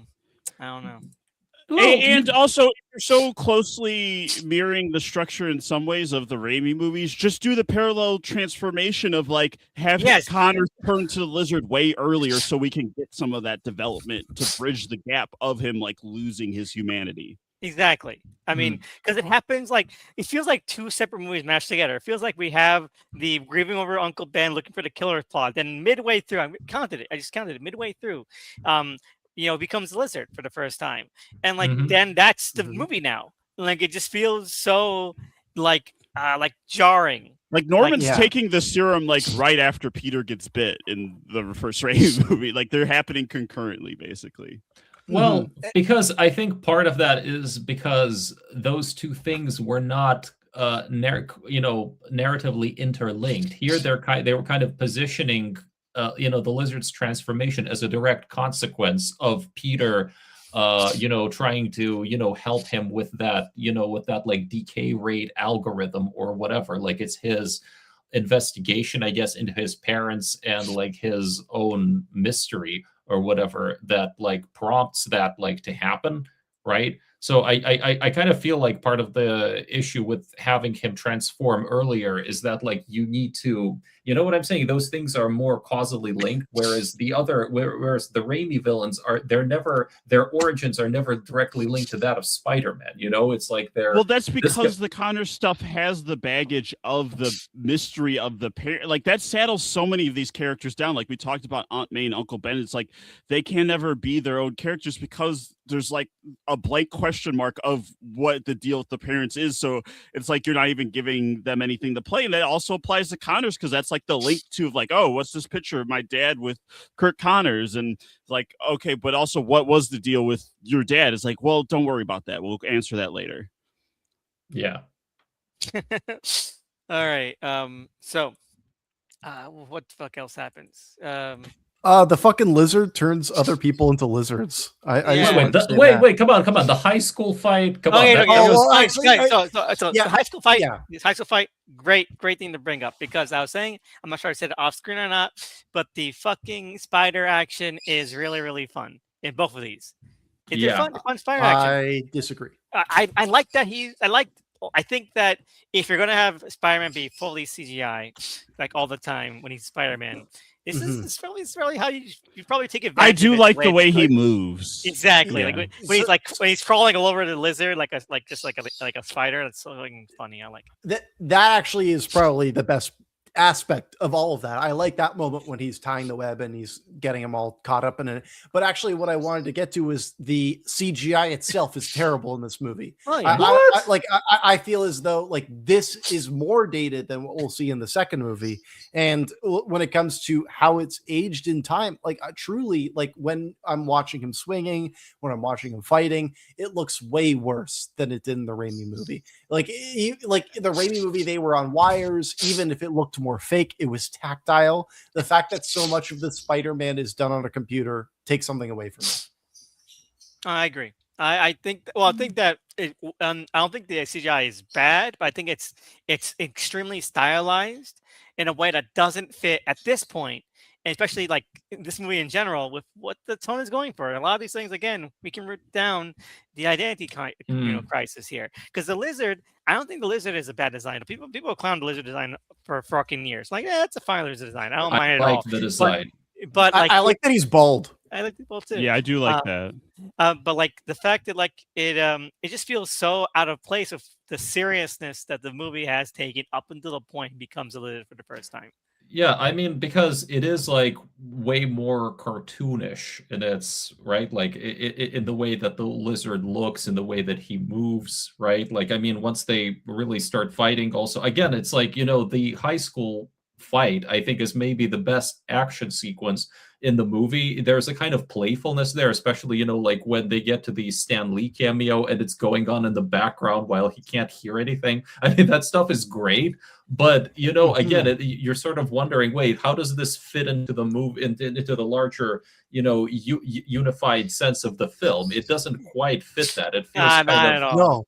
No, and on that point too, right? Like this kind of speaks to like my CGI thing, and then also another larger problem where it's like, okay, so it's a great idea to have Peter Parker fight the lizard in his high school, right? But then why did you make it an abandoned high school? Why did you have it so like no students knew that this fight happened, right? Well, because the like, best beat of the fight is when Emma Stone is there and he has to like get her out of the way, and it's like there should have been so much more of that, like where there's like Flash is there or other students are in the way, and he has to save imagine them. if there's a crowd. Imagine if there's like a whole crowd of kids in that room with Stanley, right? Well, and then also just to tie it into the CGI thing, because I wanted to get to that because you brought up the Stanley thing, and I wanted to bring up the CGI in that moment specifically because you have that moment where like the table's about to fly towards him. Right. Yeah. And he catches it with his web. Right. which is funny. Right. Like I laugh when I see it, but the weightlessness of the table when he catches it with his web is a strong representation of how I feel about how bad the CGI is in this movie, because I feel like every punch, every kick, every character that's in this movie feels as weightless as that table as it's about to hit Stanley. That's all I wanted to say. I don't disagree. I don't disagree. I just think that for a movie like this, even that is like it's just a nice reprieve from how fucking mind-boggling the rest of it has been. I will just say that I do suspect one reason why they don't have it be a full-on high school. I mean, they have that quick evacuation in the beginning, but I do think maybe there are, with that sort of stuff, there are issues with like, I don't know, like child or teenager endangerment and stuff like that. And, sure. You could, but I mean, and the lizard being who he is, man, he would probably just like tear people apart or something. There was actually, it's interesting. There was also a deleted scene like when he crawls out of that out of the bathroom. There were actually like two girls in there, and he like really creepily like walks up to them and almost like kind of licks one of them with the elongated tongue. Weird. But yeah, hell yeah. Doug. Sickos, yes. but like I'm just like thinking, man, okay, I can see that they probably did not want to unleash the lizard on a bunch of kids. Like, I mean, that would be maybe a little, like hard to deal with. He you know wanted what I to turn Yeah. people into lizards, but he wasn't a sex pest. I get Right. it. No, he just saw the potential of lizard in them, is what you're saying. I get it. mean? That's fucking crazy sentence I just said. I do like the fact that he wants to turn everybody into lizards. Can we just say that? I like it, but it's the movie needs to be goofier to support that. Yeah. Exactly. yeah, Again, incongruous. That's the movie. That's the thing that's keeping this movie back. I don't mind the whole the lizard thing. I think I wrote a note about this too. Did I write a note? I hope I did. I was watching this. Fuck, I don't think I wrote the note. Anyway, he was like saying some bullshit like, "Oh, I'm achieving perfection." I'm like, just what the fuck you talking about, man? It's a great line for like a again a Schumacher movie, but this movie like, show me your work, show me your notes, man, on his perfection. The dialogue is really bad, and I would chalk the dialogue down to like A, Sony meddling, and B, like Mark Webb probably doesn't have a strong grasp on like what sounds good. And like I said before, he finds things out on the day of. And when you've got like a CGI character that you need to plan weeks and months ahead of time, and the thing's ADR'd because it needs to match the way the lips are moving, like he's not well suited for that specifically. And a lot of this stuff are clunkers because of that. And the Sam Raimi would have figured that out at the start, No, I agree. And again, it's not bad stuff in isolation. I do like even during the high school fight when the lizard is cornering Peter a bit. He's like, "Don't you understand? I'm doing this for everybody. You don't have to fight me, Peter. Like, or just let me do it. Like, just let me do it." It's so funny and stupid. But God, I wish the movie was on that level. 100% of the time. I'm wondering if the goofier stuff, because it's kind of baffling that Alvin Sargent, who was a writer on Spider-Man 2 and 3, is like credited for. I don't know what that like a screenplay credit. If they have the credit, that means they had to contribute a certain percentage. So I'm like, that can't just be the leftovers from like whatever they started writing for Ford, that he actively contributed something. And I'm like, oh, is some of that the tone or the romance stuff? I mean, the romance stuff is the best stuff, so like maybe that's the Alvin Sargent of it all. I don't know about that. I do know that, with these movies, you have often a lot of uncredited rewrites. You have people coming in on the day.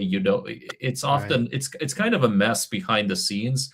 My take on it is that if you look at some of that deleted footage, there were definitely instances when they were making the lizard almost like this Shakespearean, character. And I mean that by like they would have these texts with just him, and like Rich Ifans would play the hell out of it. Like, they're definitely going for this like really cool kind of heightened monologuing and everything, which again, like doesn't mesh very well with the goofiness that comes like well honestly, I wish they did that. I wish, because I feel like that would have actually amplified the goofiness, right? Because like, what's this guy's whole motivation, right? He's like, I missed my hand, right?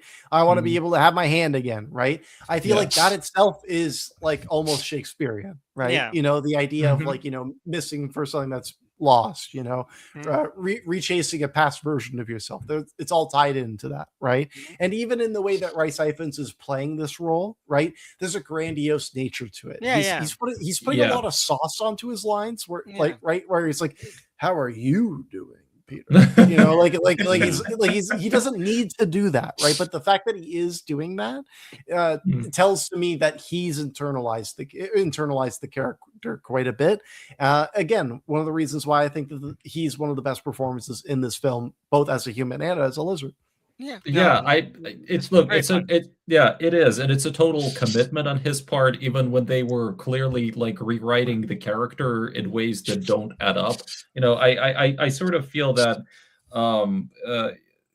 like at a certain point, like he was like there was the idea, I think, was that this whole power that being the lizard gives him, that's what kind of drives him over like the edge. Like he kind of gets a taste of it. It becomes like a drug addiction because he wants to remain like stronger and faster, and that sort of leads him to see this as like human perfectionism.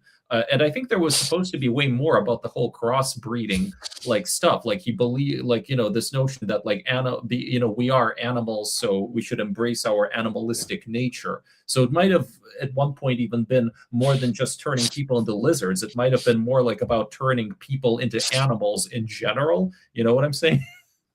There is a version of this movie where, like, you know, he could have done like the Josh Trank Fantastic Four thing, and he wouldn't even have had to have locked a dog in a trailer for it. You know, like that, this is so close to being a genuine body horror film, and whenever it like actually gets so close to that, I'm actually a big fan of it. So, like, you know, like I wish that it leaned into those elements more, and I'm glad to hear that they almost went that full way. I just wish they did, you know? Yeah, and hold its nerve a bit more. Like, commit to something. That's all. Yeah. Commit. No, that's for sure. I think that's one of the biggest problems, like with these, with both of these movies, really, is that there are some very bold, potential like ideas and vision, like there, but it's like there's a lack of commitment to those things, you know, that wears it down. Or when they decide to backtrack from an idea, they still leave in the remnants of the thing, which makes you question, like, why is this here? Like we had already mentioned, like after he gets bit, there's like the goop coming out of the back of his neck. And it's like, oh, were we going to do more body horror with Peter's transformation? Like, was that originally like an organic web thing? What is that? Why is that still in there? I mean, they did. Well, look, I would say the web coming out, though, if you notice, it's connected to that dead spider. Like they actually show the, you know, enhanced spider. It's actually the thing. Like he tears it off, and the spider is there, and it's dead. Okay. Yeah, but they definitely played up the body horror aspect of the way that he discovers his powers. I was actually kind of impressed by that. I was like, oh wow, can we see more of that? Because like all of his that's what I mean. Like let's do more. Yeah. Let's do Cronenberg's Spider-Man. Release the Josh Trank cut. All right.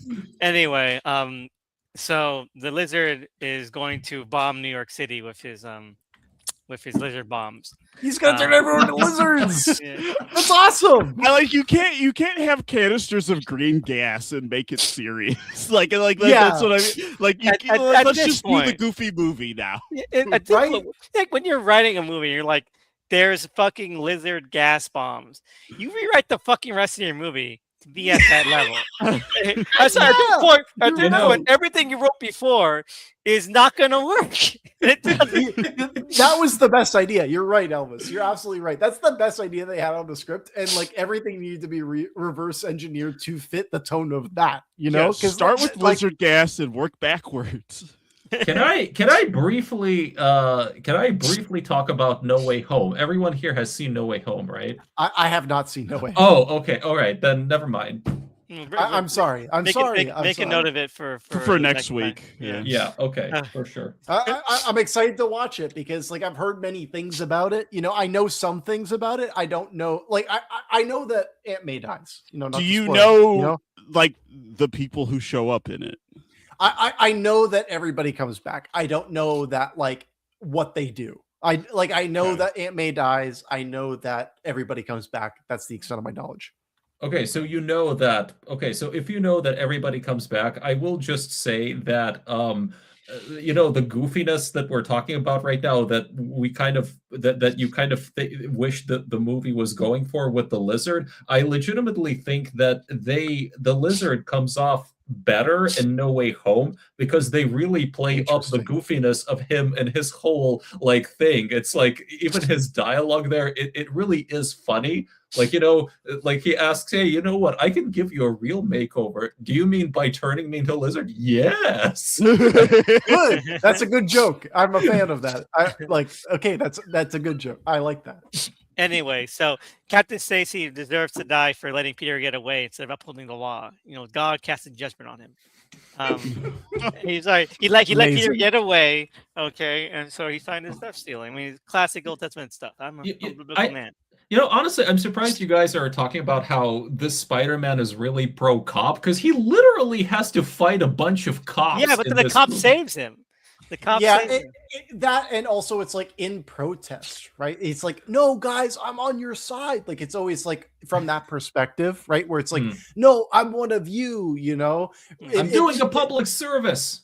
Exactly, right? Like to me, right? Like a proper vigilante story should be outside of the law enforcement, right? Like the moment that you start to work with the law enforcement, you become a part of the law enforcement in my eyes.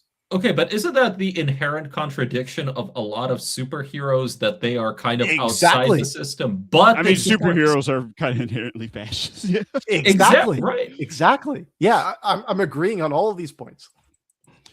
I think so. Correct me if I'm wrong. Captain Stacy's death in the comics, it's kind of like incidental, like right, the debris falls on him, like from a Spider-Man battle. Yeah, I almost wish they did something instead of the villain just directly just like gutting him. Like it almost should just feel like an accident, and then that would just make it would be like a better version of like them fucking up Uncle Ben's death, because it's like that is so muddled. It's like just have it be an accident that's kind of Peter's fault, so he can feel responsible. That's the one thing. Another thing I'll give this series credit is that both of these movies end with Peter doing something wrong, you know, and like it's a direct reaction of like his inadequacy that people who are close to him suffer, right? And I think that is something that should have been carried in all of the story rather than just the ending, right? Yeah. That tells me that there is a level of daringness here to kill off Dennis Leary's character. We haven't even really talked about the kind of performance he delivers. He's just there, but he's funny, you know, like he's not trying to be funny, but he's funny in how serious he wants to be taken, right? And when he does get killed off, it's like I don't think that him as an actor is pulling it off, but I get what they're trying to do, and I do actually buy his death as meaning something, especially when you see Emma Stone's reaction to it, you know? Yeah. I think he brings, in any case, a kind of dignity to that character. Like you legitimately, I think he's likable enough. He's he's kind of gruff and everything, but there is a certain likability there, and it is when he is like dying. I mean, I think there's just enough there to make you feel for him, and especially of how that impacts everyone else. So yeah, and also it becomes a canon event. You know what I'm saying? Don't get me started. I mean, we're not talking about Across the Sun. I have some story. No, well, I guess I have to wait till Beyond comes out in 10 years because I don't know how I feel about certain things in Across the Spine. All right. So, anyway. So before we get into that conversation, Doug, how many times have you gone to Cuba? Yo soy Cuba. Okay. So my main thing, though, just skipping a little before again, the crane should have been cranes. It should have been cranes. It should have been something skateboard related. Should have skated across the rooftops. Exactly. Yeah. A fucking like pop punks playing. Do you want it? Like it'd be great. Because this crane thing is just so unearned. He like starts it by running, and like, was he a track star? Did he run track? No, he was a skateboarder. She's skateboarding. It's weird to have the skateboarding and not use it again. Like it purely just informs like his social standing, I guess, or like what characterization, but it doesn't actually factor into like anything he does. You know what? The villain should have been him. It should have been him as a skateboarder. And the villain should have been Big Wheel. Big Wheel should have been the villain, and then skateboards have wheels. Yeah, think about it. Yeah. Big Wheel. I'm gonna say like the Night Thrasher as well. Or whether it was Night Thrasher, who's the guy in that Big Wheel episode? Not Night Thrasher, like Hot Wheels, Hot Rod. Yeah, I think so. It should have been him. It should have been him in this movie as well. God damn it. I will say that this cinematic universe is the one that feels weirdly the closest to the 90s animated series. I agree. Rocket Racer, right? Rocket Racer. Yeah. See, it's so simple. You choose skateboarding, you choose the Rocket Racer. Yeah, man. Imagine we could have been like seeing, the Kingpin and the giant Spider Slayer robots in TASM 5 or 6 or something. I mean, yeah, sounds like a plan. Alistair Scythe is there. He's just around. He is, man, the ultimate slayer and all that. I'm okay with that over like I don't know, the guy from Grand Budapest Hotel on a green screen. Oh my god. Anyway, so he stops the the lizard from turning everyone into lizards. There's some cops. Unfortunately, Yeah. I thought it Come was a on. good idea. Let them be lizards. And when Captain Stacy dies, he says, "Peter, and people who love you will always be at risk, and don't date my daughter." And he's like, "I won't." And he's like, "Guess promises are made to be broken." Yeah, you should have been like, I can't hear you. You're passing really quickly. Oh, what is that? What'd you say? You're breaking up. We're not on the phone. that is a choice that I really disagree with. Like, I mean, especially if you watch the second movie, I think they clearly regretted doing that because it could have been a really cool like setup for the sequel, wherein to have them like apart. Exactly. Yeah. So that finally, like, so the first time they get back together is when he really decides he can't, like, stay away from her anymore. But then, so they wouldn't have need to do that kind of, run around in the beginning. Exactly. God, that wastes so much time in number 2. The first 30 minutes. We'll get there. but with that, I will say I do actually like the way that this film ends, where it's kind of a fuck you to Dennis Leary's death. Right, there's a bit of bite to that, right? Like, look, they go against this dying wish, right? I think that's kind of cool, right? Like, I think that it, like in the ending of the Sam Raimi movie, the first one, right? It's this idea of like, I want to be with you, MJ, but I can't right now because I gotta find out who I am. Exactly, and it's like we all roll our eyes at the end of that film, right? Because it's like, oh, whatever. I put my fist at the end of Spider-Man 1. I'm like, hell yeah. Because he's being responsible, right? But in this movie, it's showing that he's still being selfish, right? And I which do is interesting, but like lean into him being selfish then, like, but they don't want to, like, that's too unsavory if you just be like, yeah, Peter Parker is a selfish dick. Exactly. All right. Anyway, that's Amazing Spider-Man 1. I'm shocked that we got this much out of it. Me that's too. Amazing. There's a lot to talk Post about. credits, though, we introduce Hat Man, the older gentleman. Yeah, the director of Backrooms. Mr. Keen Parsons. He was only, how old was he? Was he born when maybe like 10? Was he like 10, like 12, maybe? Like I don't know. Personally, I don't make it impressive there's that many Spider-Man reboots in that amount of time. So there should not be 2 different Spider-Mans in the 10-year span. Late stage capitalism. That's what that is. Is Gustav Fiers, because that's who this guy in the hat is. Is that someone from the comics? Well, let's be basically someone called the Gentleman. Guy Ritchie's the gentleman. Whoa. And yeah, let's see, someone from the comics. But basically, it was just classic Sony. We have the rights to a billion characters. Pick some out of a hat. Literally a hat. That's like this guy's defining feature. Well, it's also like a parody of a like what's coming next, right? To be like, oh, here's a guy in a hat telling you all the things that are coming, right? Like it does feel like a stand-in. It doesn't feel like, here's this figure, here's this important character that we're going to be introduced to, and they don't feel that way in the next one. The funniest thing about Gustav Fiers is that he only appears in Italian novels, like written prose novels, and he didn't show up in the comics until after these movies had ended. So from what I remember reading, and I could be misremembering it, but from what I recall, they really weren't sure exactly who that was when they shot that scene for the first movie. Okay, they kind of figured it out for the second one, but there were different options there. I think maybe even at one point, I need to look back on some of the Mark Webb interviews that I've collected. But I think like maybe they were even thinking this could have been Electro at the time. Like it would have been like, so Electro would have already maybe been like a guy or something. Right, because when the lightning strikes, he disappears. Yes, exactly. Right. Exactly. But you literally could plug in anyone. Like it's so vague in this Mirror scene. Master. You're like, okay, it's a shadow guy. I don't know.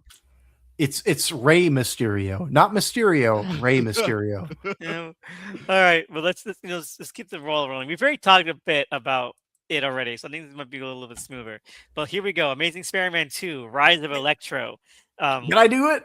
Yeah. Go ahead. Explain Yeah. that. Oh yes, I wanted to do it. This is a travesty. This is like this is a real train wreck of a movie. I know we're gonna be like debating it on some level, right? But like at the same time, like I feel like when you look at like an unsuccessful idea of a superhero film, this is almost like the blueprint. And I almost feel proud of that in the sense that like there's something like this. But I'll talk about what this is. I'll talk about what this movie is. So like the introduction is the Rhino attacking Spider-Man to present this idea. That's not the introduction. Yeah, something so important happens. Sorry. Let me rewind. Let me rewind. No, I love this because I love this. I'm it's terrific. I'm gonna let you describe it. I love this because it feels like it goes on for 20 minutes, and I checked the runtime like only 8. Like what the fuck? The fact I forgot it, I'm shocked that I did, because this is one of the funniest parts of the movie. But like you get this introduction to like Peter Parker's parents again, and like you get a reintroduction to that first scene of the film where it's recontextualizing it as they're like kind of whistleblowers, and they're like, we gotta leave, we gotta abandon our child really fast, we gotta do it right now. Bye, Peter, kiss on the head at the door.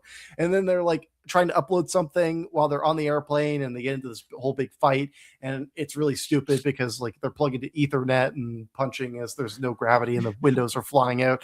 And I mean, how do they have like such a good internet connection on it's so good. on a plane that's fucking descending? That's even. It's amazing. Like how they're smart. Yeah, it's because of the will. It's the will for the truth to get out. We have to keep the upload going to like the last second. The upload. I mean, I kind of get.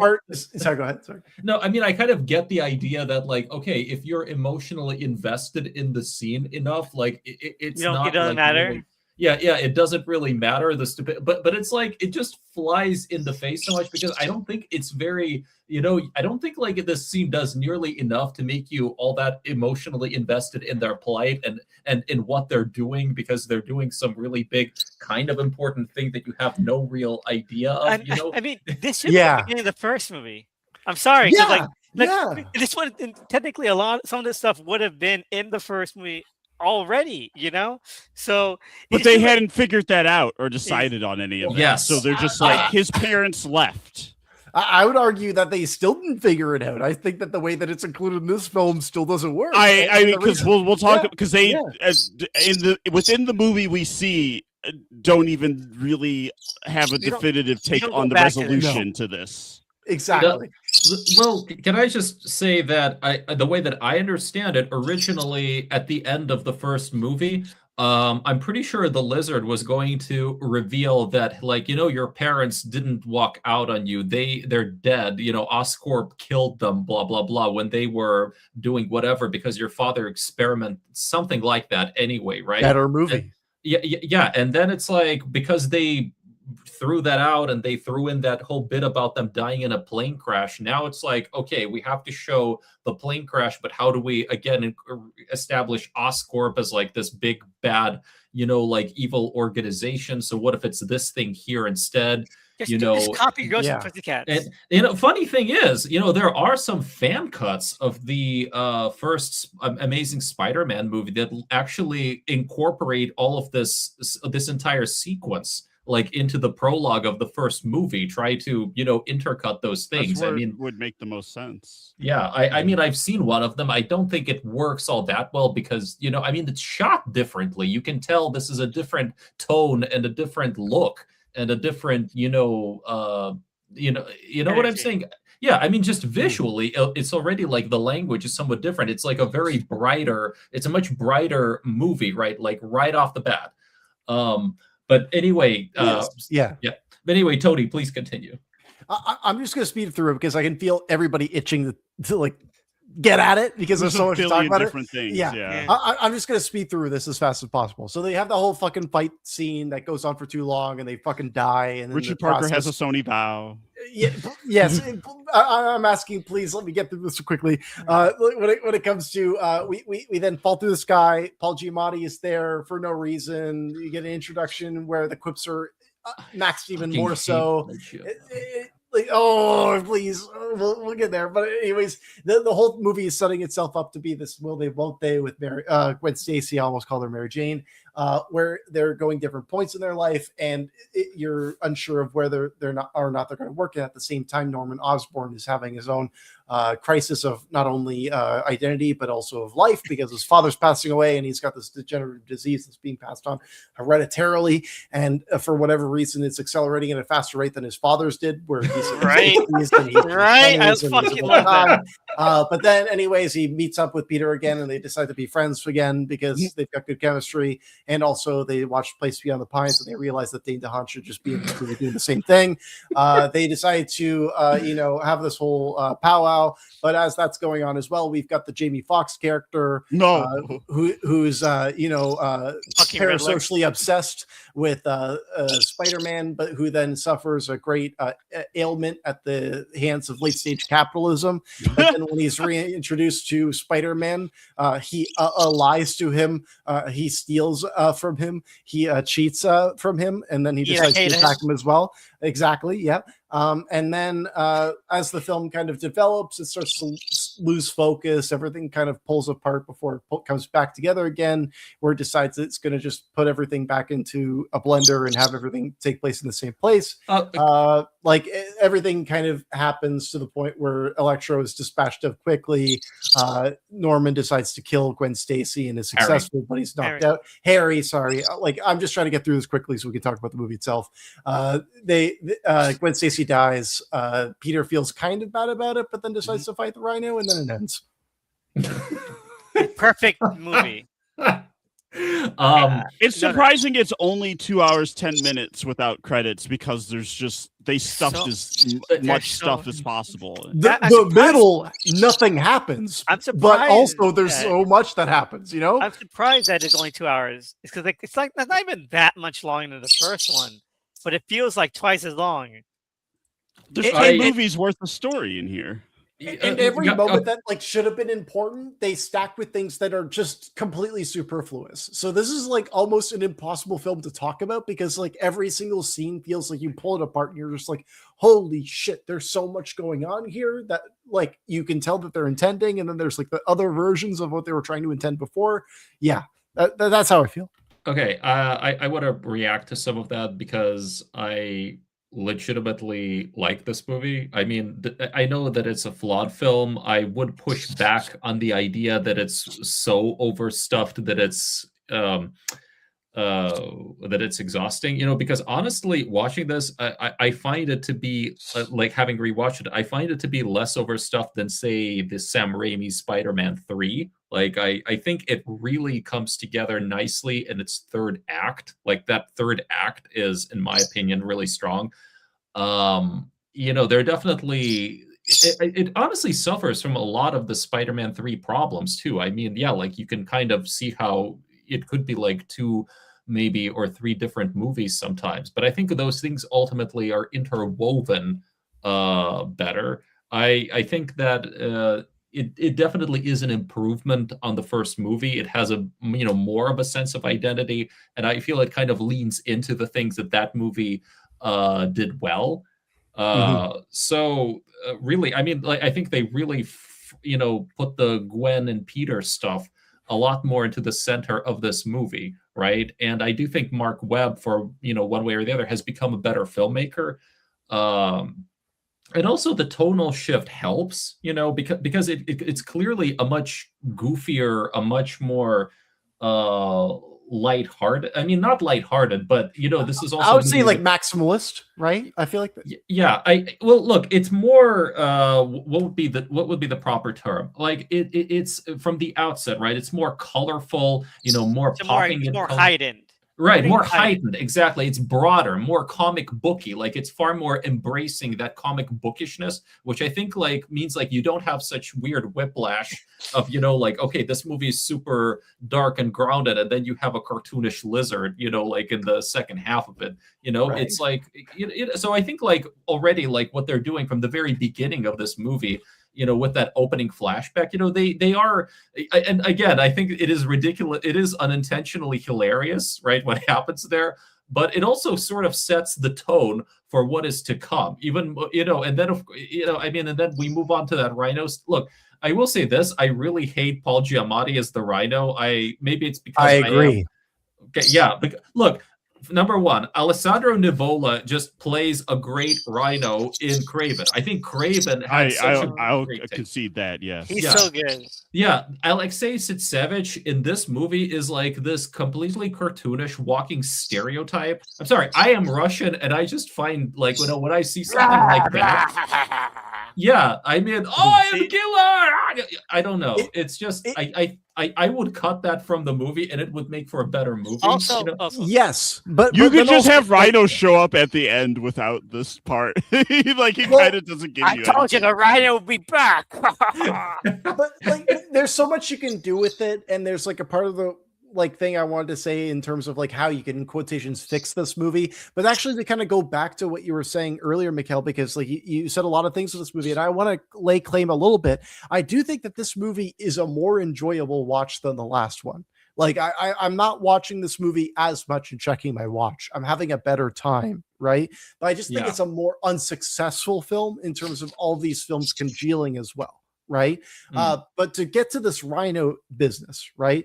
I feel as though like Paul Giamatti, he could have played a great version of the Rhino if he was a full character. Instead, he is a stereotype. Instead, he is representational of an everyday villain that Spider-Man just needs to come up and defeat, right? Which is a fine idea, right? It's a fine idea in terms of bookending your film, but it's the fact that they decide to create like a full like mechanized suit. They give him like a whole designed look, right? He's got a goal, right? It's all of these things where when his action sequences take place, they suck all of the attention to them because they're like, this is an important villain. But it's like, no, it should just be another villain, right? It should just be like a guy mugging somebody on the street, and that's what gets Spider-Man back. It shouldn't be like a big bad, right? And it actually goes to another reason of why like these movies are not as good as the Raimi ones in comparison with the whole New York thing, where it's like it's directly tied to these larger threats that are recognizable rather than just like, somebody getting mugged on the street, a child losing their balloon or what have you.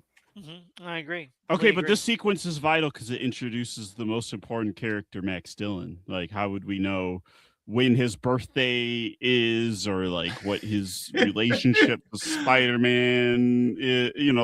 This is good information that we need. Well, birthdays are important to me because I love astrology. Why don't we talk a bit more about Max Dillon and Jamie Foxx's take on that character? I just want to start off. Okay, so I just want to start off by saying that it's Electro to me, and honestly, this whole thing it's a really weird broad sort of take on that. They do the whole the guy's like really weird and dorky with the glasses and but also here's the thing. I have this sneaking suspicion that that long before the Joker did it, this was another character that was drawing on Robert De Niro's King of Comedy. Okay, like he's like, because think about it, right? Like he's a huge Spider-Man fanatic with some delusions, of like being, like his close personal friend. There's a whole sequence of him talking to himself in the mirror and pretending all this stuff, right? And just like Robert De Niro. Yeah, and he goes and he undergoes this, this whole, I don't know, character arc, whatever, that kind of like, it's like his illusions are sort of shattered, and he turns against like his idol, like in a kind of because he feels betrayed by that idol. Right. So I feel like maybe that's sort of what they were playing with. I don't think it's a coherent character exactly, because I'm like, okay, so I guess it's mostly about power and him being mistreated or whatever. I will say though that again he really starts to work for me as a villain, as a character and everything when they finally pair him up with Harry Osborn.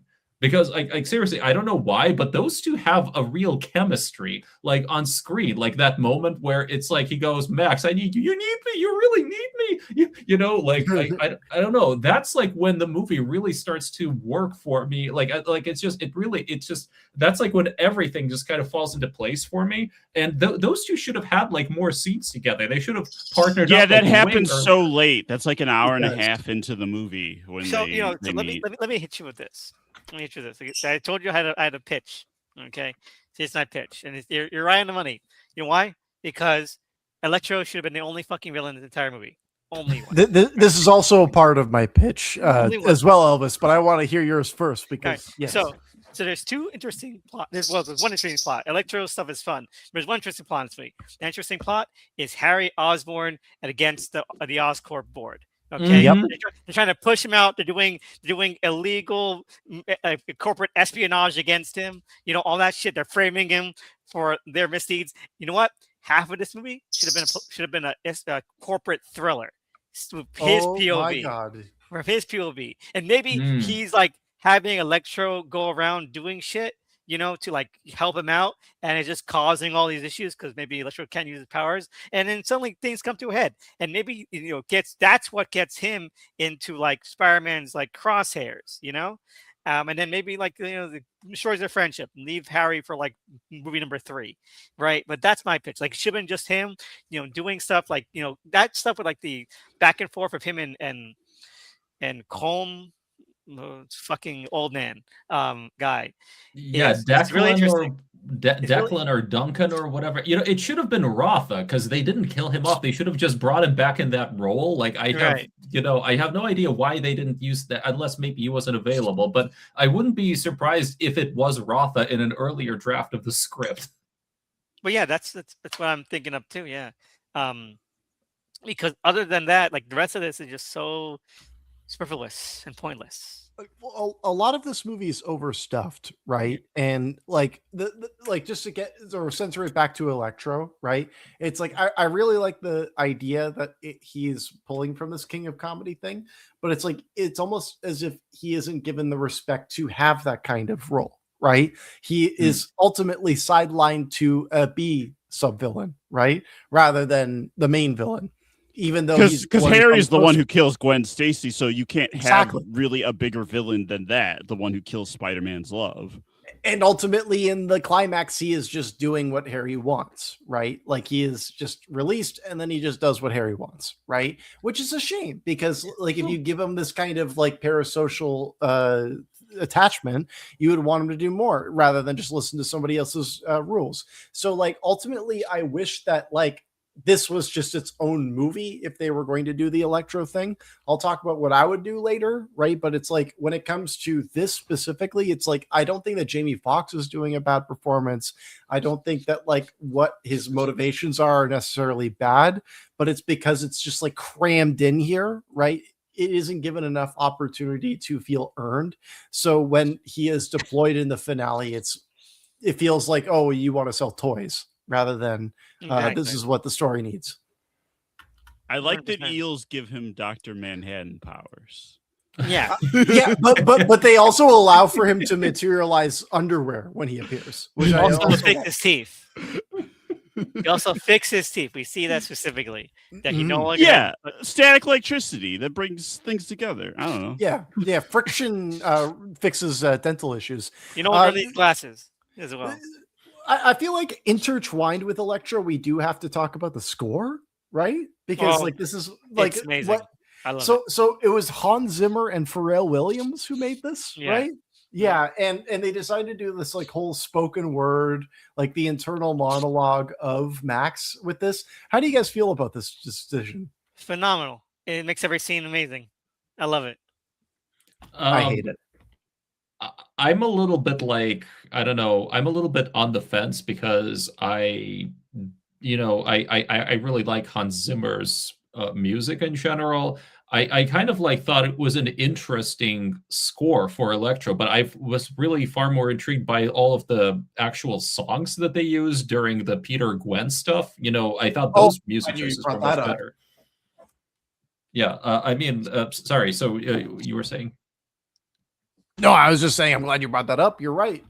Yeah, I mean, my point of view on it is that if you're going to go like this exaggerated, go for it, and that's what the score is telling me. The score is like, it's so funny because it's just like, oh, like he betrayed me, he forgot me, he's my enemy, everyone's my enemy. Like this is so fucking laughable. And like, you know what? This is the type of movie that kind of like needs to have that kind of score. You know? I mean, it's the thing is, you bring in Hans Zimmer to do grand, sweeping operatic stuff. You know, I think like Pirates of the Caribbean, some of his best work because he's just allowed to be full blown operatic. So I think, like, yeah, I think in that sense, for what this movie does with the villains, that you know, it works. I just think it's dumb. I just don't like the way that there's actual like vocals on the soundtrack because it's muddying to the dialogue. You know, one's saying no one's saying it's not dumb. I think that dumb is what makes it entertaining.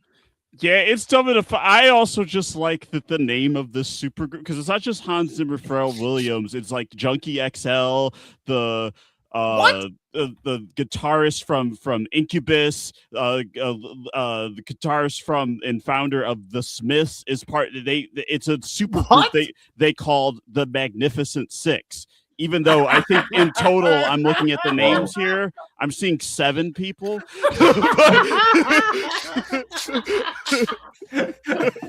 One of them didn't count. One of them is just so. Yeah, exactly. Yeah. Someone was just there on the weekend. He's not magnificent. Yeah, they're just okay. Yeah. But this is the only thing the Magnificent Six has only scored. Amazing Spider-Man 2, and they're credited for a song in the soundtrack for first season of Beef. I didn't watch Beef, but apparently there's a song called I'm Spider-Man and Beef. I don't know. Oh my god. I prefer Lamb. But all right. All right. So let's talk about the Gwen and Peter stuff. Because honestly, everything about this movie you could speak about in chunks. That may be the best way to discuss these things. So the Peter and Gwen stuff. I had to say it would be really fun if like 9% of Gwen's lines weren't "I'm gonna die later." I break up with you. It's my choice. No one else's choice to put myself into life-threatening danger, but mine. Or like, you never know when life is gonna end. And I know that's about her dad, but come on, man. The foreshadowing. Heavy foreshadowing. Yeah, I mean telegraphing, whatever. You know, it's like maybe too heavily telegraphed, but I don't know. It's like almost to the point where you expect a subversion because it's like, well, we know Gwen Stacy dies, and she's wearing a sign that says "I die later," so you're like, oh, well, maybe she's gonna live. And they do that like twice. Oh my god, that fucking death scene is hilarious. Let's skip to it. The death scene is like 3 different levels of like escalation just so that they can fake out Gwen's death twice.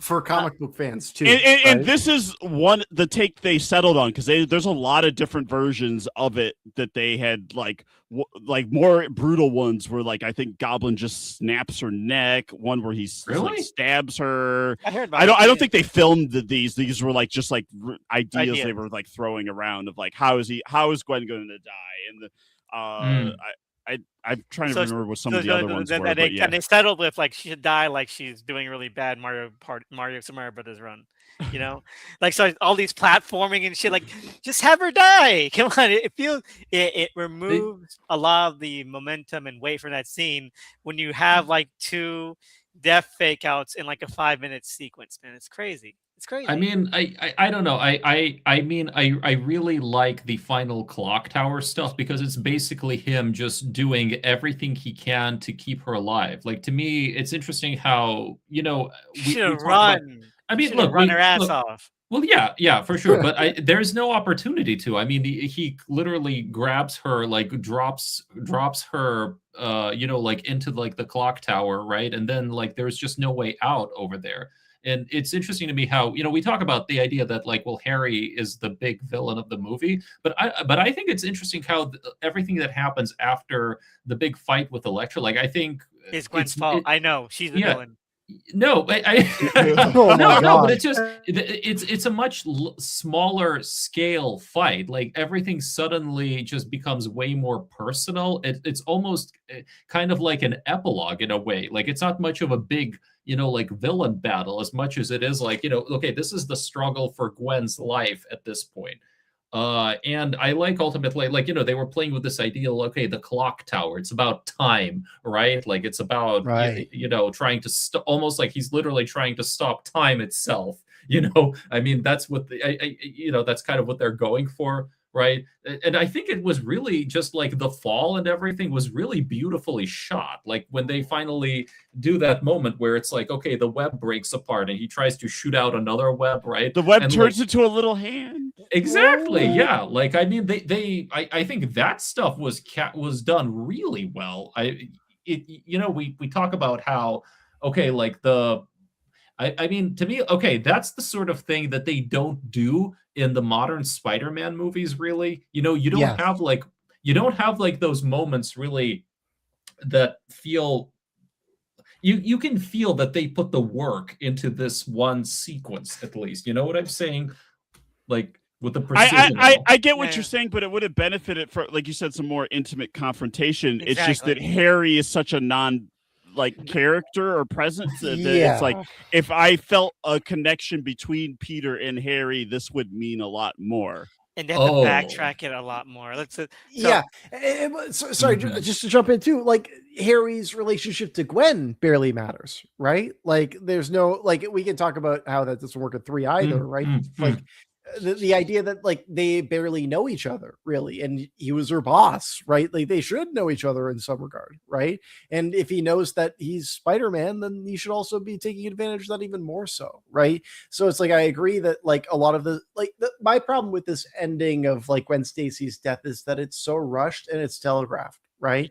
Like once we are taken away from the power station and we're brought to a clock tower, right? I know she's dead, right? And it's because they are so obsessed with recapturing the iconography of the comic books, obviously. But then there's also this added layer where it's like, well, we need to create the perfect environment for this kind of event to happen. I do like the balls to timer's kill. running out too. I do like the idea of killing the romantic lead in one of these movies. I do think that that's a cool choice, but then I do also feel like there are so many ways that they try to cushion from this feeling truly bad. And that's what makes this film truly bad in the end, where it's like they're afraid of making you feel anything authentically. And you're not wrong. I'm going to bring up the Mary Jane stuff now. It's fucking insane that they decided Right. or they tried to include a Mary Jane, love triangle romance subplot in the same movie. They So kill when off- would that have happened? Like Who the fuck interspersed knows? throughout the movie? Probably. I suspect that it would have happened during that period after Where they were broken up. Yeah, after they were broken up, We were on like a something break. started there. I mean, but remember, there's kind of a time jump there, right? Like there's a whole thing like where There's he, several time jumps. yeah, I mean, Are there there? are It takes a place over Yeah, like there 3 is, days. unfortunately. like at the end, don't they time jump like after she like dies? like 5 months. Okay, that doesn't They show count. the passage of time, but I'm just saying, like, I definitely feel there was that period of when they were apparently apart, then they were not seeing each other, where you could definitely put in some Shailene Woodley scenes. And again, I'm not even thinking that that's necessarily. I'm not even sure there would have been a real romance there. Just maybe something like, like something like he's like, just some setup scenes. Because my understanding was that they were definitely playing the long game. Like it was supposed to be set up for the next two movies or something like that. Because they were thinking about doing up to 4, at that time. So I feel that's where it would have fit. Like they break up, then there's that whole middle section where there's where time passes, right, and that's like where they introduce her. Mm-hmm. I actually do think the Shailene Woodley stuff should be there, right? Because ultimately, this movie should be a romantic comedy. This should be about Gwen Stacy. This should be about Peter Parker. It shouldn't be about any of the action stuff, honestly. I feel like that's the most important emotional arc in this film, similar to Spider-Man 2, right? Where it's like, you got Dr. Octopus that's happening, but really you're thinking about Mary Jane and Tobey Maguire or whatever, right? But, like, this movie should be a romantic comedy. And I think that, like, having an MJ here would have actively created a foil, right? Triangle. And also there, right? But then also, like, so many of these, like this film series in particular is trying to strike up this conversation about like identity, right? Chasing the things that you want with your life, right? Like Gwen Stacy wants to go to Oxford to study, right? And when we bring it back to 500 Days of Summer, that's a movie where it's like a guy idealizes a woman and then realizes that like it's not about the one woman, but like what's healthy and right for you, right? He meets his autumn, right? In its ideal, right? Mary Jane would be the autumn versus the summer, right? Of Gwen Stacy. So that's why she had to die. That's why she had to die, and then there also had to be her introduced in this film. And I do also think that like Shailene Woodley at this time was the best period of her acting career. Like that was when she was at her best. I would really like to see her as Mary Jane because I think she would have done a really good job. It would have been interesting to see. I'm surprised they still haven't released that footage all these years later. Well, they haven't released any footage from the movies that did do well, so it's I'm not that surprised. I mean, come on, Venom made money. We should be able to see the extended Venom cut. That's all I'm saying. The R-rated version, man, like with actual gore and like bodies flying around. I'm still hoping they do that for the 10th anniversary. It made money. It made money. I'm not. There's nothing to lose there. I'm hoping that like they keep all of these deleted scenes, right? And then like let's say like 3, 5, 10 years down the line, let's say Spider-Man's in like a really dire spot, they decide to do like a Phantasm 4 style film where there's like clips from prior Spider-Man films, and they decide to say it's like a Spider-Verse thing. That's my opinion. To be fair, that's very clear. That's very close to what the fuck No Way Home did. Anyway, so holy shit. So Peter and Harry have no relationship at all. They really have to backdate it a lot. Like, we were so close, but because you were sent away to boarding school, I had to forget you. I had to make myself forget. Oh, fuck you! Don't insult me like that. Just make them mate for the first time. How about that? Okay, so I need to, here is where I'm probably going to defend the whole Harry thing in this movie. Okay, so on the one hand, I admit that there is a lot of rushing with Harry's character. I mean, really, his whole disease and his desperation, that is just progresses like, I'm like, wait, what? Like that's super rushed. Yeah, and they have to backfill that relationship. But here's the thing. I would say they do a good job of actually establishing that relationship with a few scenes. I legitimately believe that. Like, if you look at just the scenes with Harry and his dad, it's like those scenes are not well done. Like, I mean, they have to throw in a lot of exposition there about like, okay, like you like sent me away, you like sent me to boarding, blah, blah, blah, blah. You look at the scenes where he and Peter just hang out.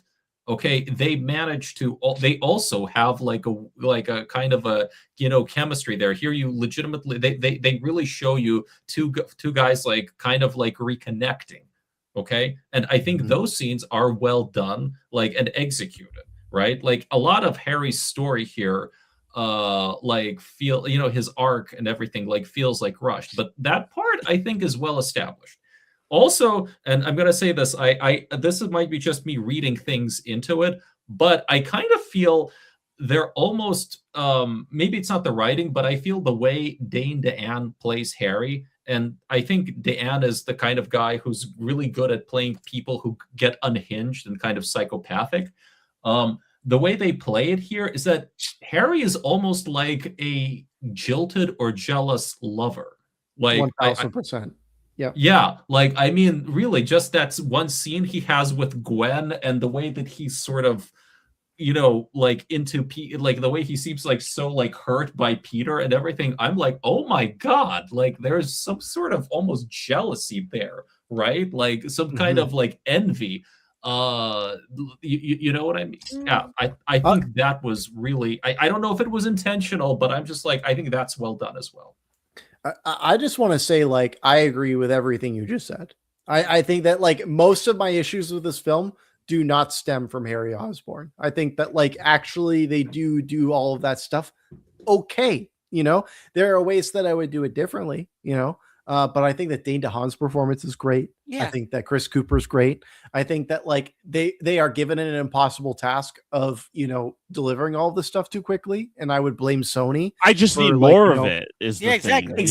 Exactly. See, There's a my- version where it could work, right? Exactly. But it's just like, as it is, it doesn't really work. But then also, it's like, I do feel as though the motivations are correct. You know Yeah. what I mean? Just to agree with that point. I mean, 100%. That's why even my pitch, I'm like, I'm not like saying we need to fix everyone. I say we need to make him more of the movie because He should be the movie. like Dane DeHaan is really good and he holds his own. He's got really great presence and the ideas they bring with Harry Osborn, even with like the I have a disease that's making me fucking I don't know, it's like super fucking mononucleosis or some shit. And I need Spider-Man's magic blood because Alex Kurtzman is a writer. Magic blood. Give me your blood. Give me your blood. Right, but like even though that's like it could still work if we just given time to breathe, but nothing is given to breathe. So it's just snapshots, and snapshots aren't a movie. They're just or we go the opposite direction, and the whole movie is montage, so these snapshot moments don't feel out of place. We go avant-garde with it. Well, actually, you're not entirely wrong, Doug, because like there are many moments of this movie where, like, I would almost compare it to like a trailer, right? Like I'm thinking about earlier on, like we kind of glazed over this, but like there's this moment where he's encountering the Rhino at the beginning of the film. And at the same time, Gwen Stacy's delivering a speech, right? And like there's music underneath it and everything is in slow motion, right? Like there's many moments in this film where it feels like it's not edited like a film, it's edited like a trailer, right? Mm-hmm. So a lot of the expedience of the exposition is just with this Harry Osborn stuff. I just feel like we needed more of a focus on him as a character because he's more interesting than Peter himself. And I do feel as though seeing the like push and pull between their friendship would have made the perfect foil for the woes in the relationship between him and Gwen Stacy. Yeah, no, completely agreed. Completely agreed. All right. So what's the next topic? But can we talk about his transformation into the goblet? Yes, let's talk about that. I like how gross he looks. It's too ugly in a way that's like, why, man? This is embarrassing. I want him to be uglier. Exactly. I want him to be uglier. He's too patchy. Like it's like, no, just commit. Mm-hmm. Okay, so here's the thing, though. I would say they were really going back to that whole body horror aspect of the first movie.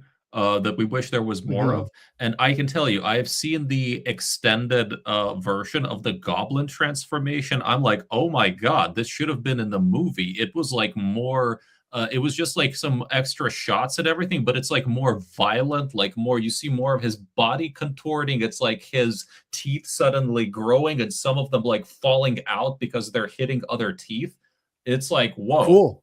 Yeah. And here's the thing. I'm really sad that they also cut like a good chunk of stuff there. There was going to be a whole sequence where he basically decimates Oscorp. Like that guy who runs away, Duncan or whatever, like he got like a whole, like armed security team they were waiting for him to get out of the elevator and shoot them, and he instead like a pumpkin bomb, like or just a bomb, like flies out of there, and he was gonna like kill all of these guys. Like they don't show you the full sequence on the like home video, but they do show parts of that thing. So he would have he like obliterates he obliterates this whole team, and then after a lot of people are dead and folks are evacuating, so like Felicia has one final scene with him where he like just yells at her to get out of the building, and then he goes after that Duncan guy and drops him flies him up into to the roof or something and just like drops him down and says something, you know, like on the. I mean, it was amazing. But I'm watching it right now. I mean, like it's like unfinished VFX in the background, but it looks cool. Yeah, let's all agree. We'd all watch a 3-hour version of TASM 2, right? I mean, why we're on the deleted scene subject, like we've already kind of jumped ahead to the end. I think one of the best scenes. There's a lot of good deleted scenes for this movie because, like, when he's talking about the Metal Gear Solid ending, right? Yeah, Metal Gear Solid 4, basically. Yeah, he's at Gwen's grave, and then his dad shows up. He's like, "I'm alive. I just stay in hiding, or because reasons, or whatever." The old Scream, the TV show ending, huh? Yeah. and even if the logic of it is goofy and nonsensical, like the emotion of that scene, I think is really well played by Andrew Garfield, and I'm blanking on the actor who plays his dad, but Campbell Scott. I really like Campbell Scott. Like, I feel like if you cast him as Richard Parker, we should be like seeing him in scenes. No, I agree. And like again, it ties up that part from the beginning. It makes it feel less stupid-ish. I mean, just go for it, man. Just go for it. I mean, look, they do the genetic destiny thing here somewhat, but it's like just far more. It feels like a non-reveal, really. It's just more like, well, I just put my own DNA into that. Like, you know, I clearly feel they backed away from that thing where he was supposed to be experimenting on his son, you know, that would have been too dark. They didn't want to do that. Yeah. I was really hoping when he discovered like that whole like underground secret like area, right? Secret like trolley. Like his father comes on screen and then it turns into Saw, right? Like his father's just like, you've got 2 minutes, you got to escape or you fucking die, you know. Like I would have preferred that, you know. And one thing I wanted to say about Dane DeHaan specifically as well is that like they even kind of show this in the film itself where, you know, at the end of the movie, it's like, oh, you kind of look better. Oh, you know, it comes and goes. The ideal version of this character would have been a Jekyll and Hyde scenario. You would have had it. So it's like, you know, you would have had him being the Norman of the Raimi movies, but with Harry instead. Right. I feel like that would have been a more interesting film where it's just like, you know, he is the central threat that is constantly creating these issues all throughout. And he's almost like not a part of it. Right. And I do also think that one of the interesting parts of this film is that, like, you know, Spider-Man could easily give his blood. The fact he doesn't give his blood is interesting to me. Right. Like that's something that, like, why is he being so restrictive with it? You know, the idea of like, oh, he could be, you know, being too hasty with his decisions. Why are you being so presumptive in how he's going to do it? Right. Just give him the fucking blood. If he thinks there's a chance to do it, give him the opportunity to figure it out for himself. I think that's an interesting wrinkle to present, especially when you consider in the context of Gwen Stacy's death. I agree. It's all Peter's fault. I actually read that in earlier cuts of the movie, maybe before all the reshoots, he apparently really did give him his blood in that scene. I'm not sure if that's true. I feel like, though, they definitely you can see that they definitely tinkered a lot with this in post-production and reshoots. Like, so I feel that part would have been interesting because maybe he would have turned to the Goblin earlier. I'm not sure. I have like it's one of those things where it's not clear. I don't know why in the movie he outright refuses, other than the fact that maybe he's supposed to already know that something is up with his DNA and he needs to study it more. But he also, like, narratively in the story, he doesn't have any reason to have that kind of suspicion. Right. It feels like that scene is meant to come after the scene where he finds that out. Because he mentions, like, if our blood is incompatible, but you don't know that because your dad hasn't told you yet. Yeah, exactly. I think that's a great. That makes a lot more sense.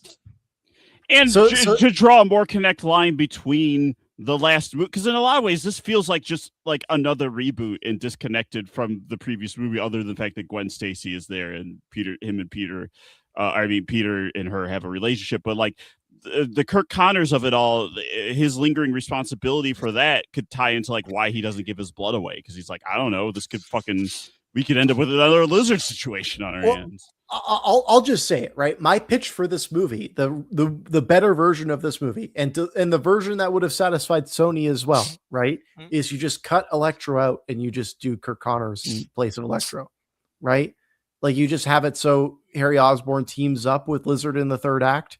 You don't have it. You don't have to have like another villain that you have to introduce. You just cut Rhino entirely, right? It's a pre-established villain that also went through body horror, right? So it's thematically consistent as well, right? Like all of this should have been on Harry's back as the main villain. And then if you were going to add other villains, you should have just called back to what you've already established. The fact that they're adding so much to it distracts from the things that that could possibly work, you know? But then Tony, you can't have the the fold out 4-page long poster that shows all of them on fighting, him at Times Square. Avi Arad was like, I have these characters I want you to put in these films, and this is what's going to make me the most money. Okay, so let me just I want to respond to that a little bit. Look, I would say from a narrative standpoint, I think Tony, what you're saying would work better, but at the same time, I think one reason why they needed to bring in a guy like Electro into this is because they need to have a villain with visual interest, somebody that is new and different from what has been done before. Because if all you're going to do is just another Harry as Green Goblin, and you're bringing back the Lizard who's already been in the last movie, it's like basically going over old ground again. So I do think like here there was this need to have a kind of balance. Okay, we're going to be bringing in a character that people already have seen on screen with James Franco just a few years ago, but we're also going to have like this new, really cool, visually intriguing character that we haven't seen before. I think you're right. I don't disagree with anything that you just said, right? Because like to do Harry again, right? Like it feels like old ground, and then also like to go back to the villain that you just did, it feels like old ground as well. But what's interesting is like that's the things that work best in this film, right?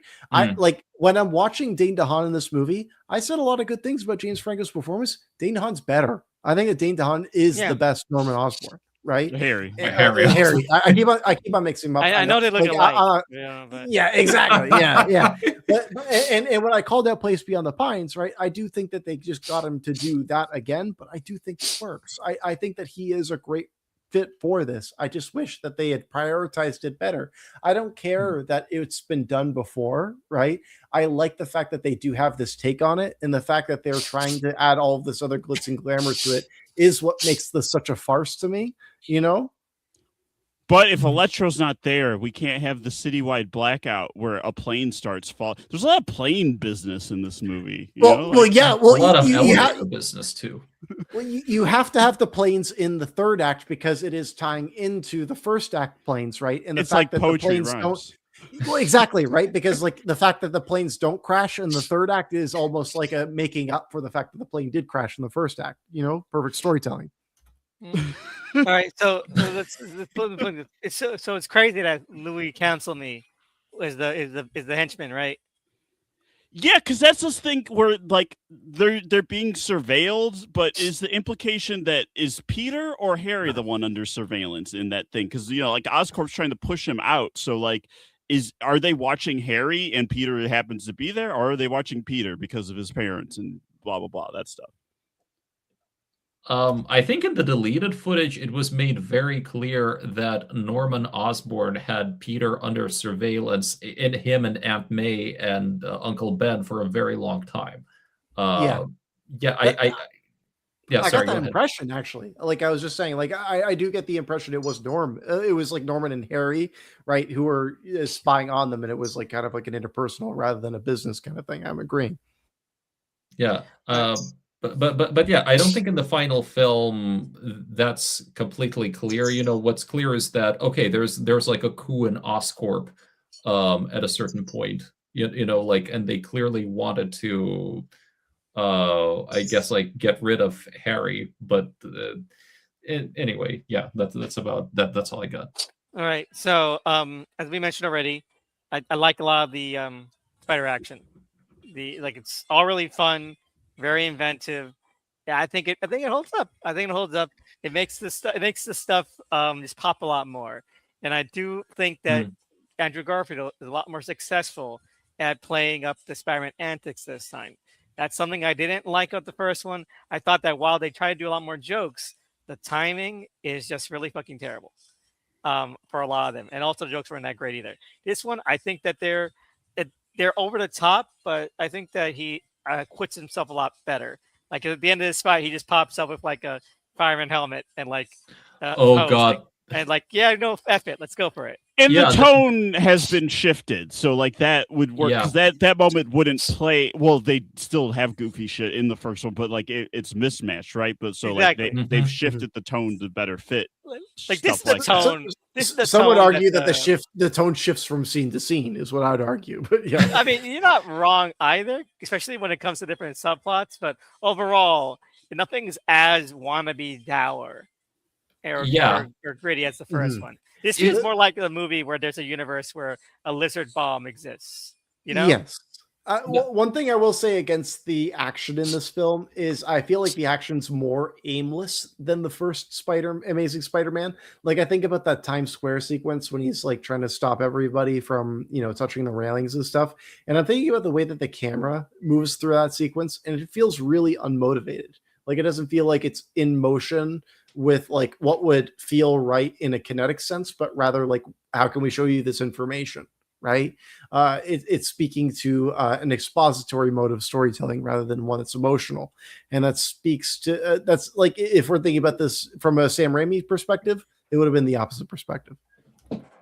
Okay, but should we be thinking about it from a Sam Raimi perspective? Because one can. At the end of the day, yeah. At the end of the day, I think that's a more successful version of the story, personally. No, I mean it is, but maybe why qualify it that way? Like it's kind of like comparative evaluation, right? I kind of feel like in terms of what it is and what it's trying to do, it's far more successful action-wise, than the previous movie was. Like, I mean, I like that. I like that Times Square sequence. I do think, as I've said before, I think Mark Webb became like a better visual filmmaker. When you see this movie, it's like, in compared to the previous one, there seems to be, kind of like a leveling up that's happening there in a visual sense, right? And it does feel a bit more confident, a bit more loose.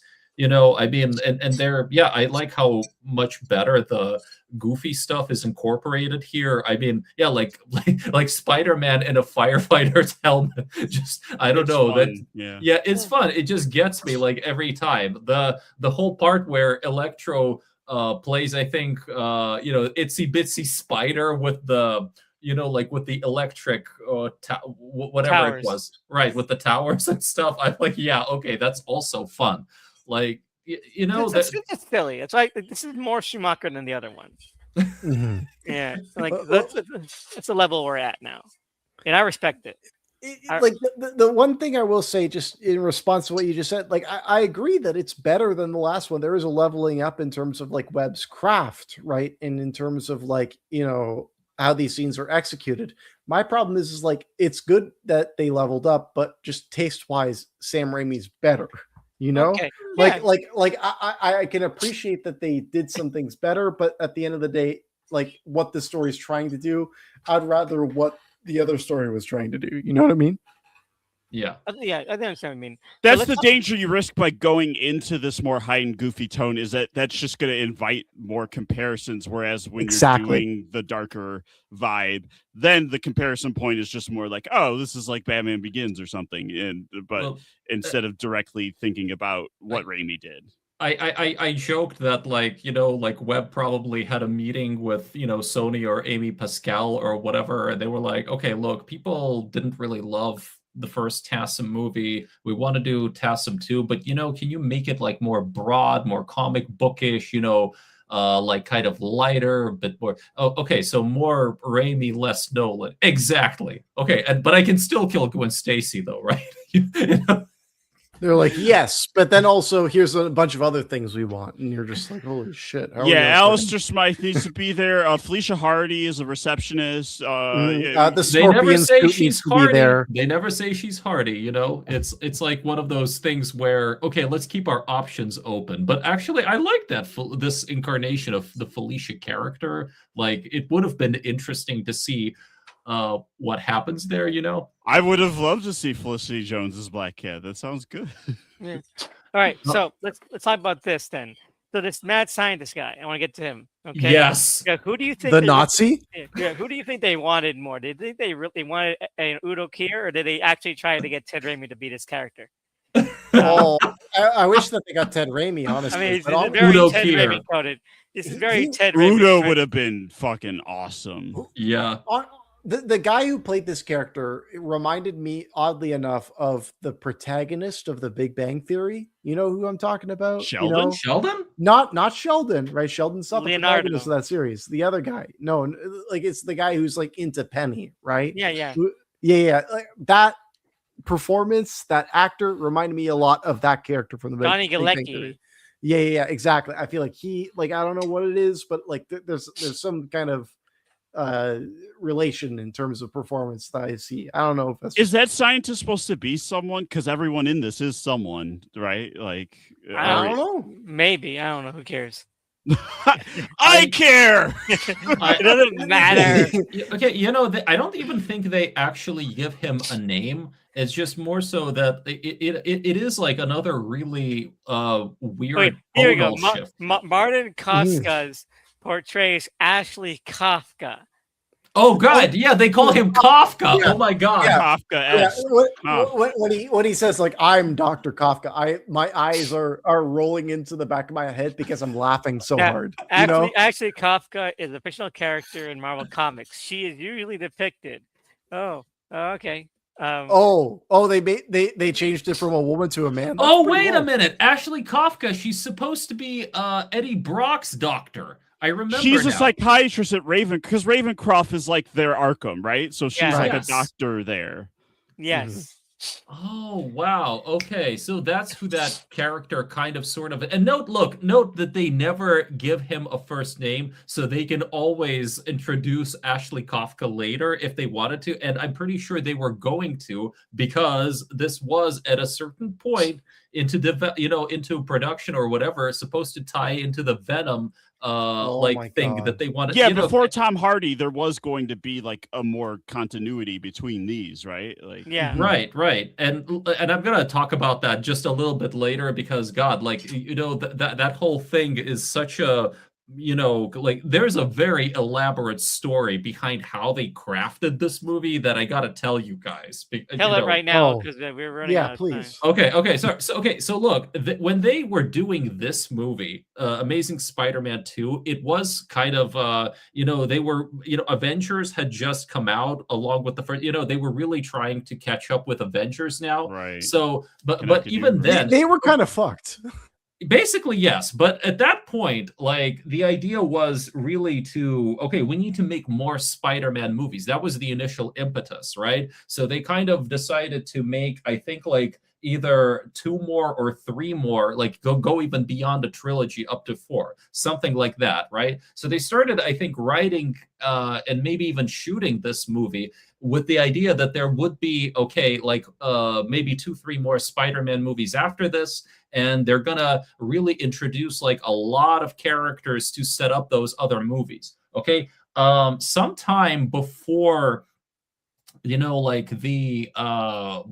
this movie came out, though, I think it was maybe just what was it, like November 2013, whatever it was, like just like so it was like November 2013. That's when Sony announces that they're going to expand this whole thing, this franchise, into a full-blown cinematic universe, right? Like there's an investor call, and they really want to make sure that they utilize, the 700 characters from the Spider-Man comics that they have access to build a full-fledged SSU, right? So now this movie, which was not really invented to kick off a universe, but rather to just like kick off a big TASM franchise. Now it's sort of has to be rethought a little bit to serve as the springboard, right, for the larger cinematic universe. And now they're thinking they get a bunch of writers together like Ed Solomon and Drew Goddard, and now they're going to work on a large scale story that will encompass all of these movies,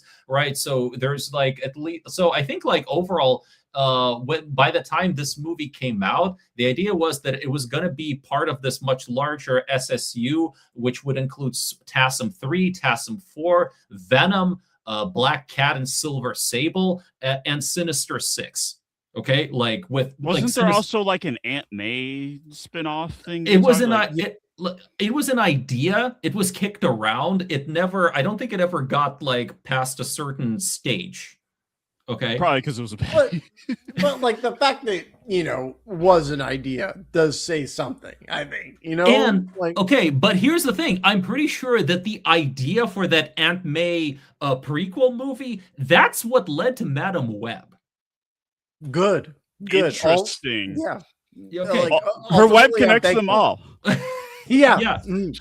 Okay, so and again, like I don't know that for a fact, but if you think about it, Spider-Man prequel movie, female-centered, they really wanted to do female-centered stuff, all that stuff Centers around the hospital, right? Because she has to drive the ambulance, right? Maybe, who knows? Or maybe she is a nurse in this one. Yeah, but I think Dakota Johnson should be the next Aunt May. I think we've decided.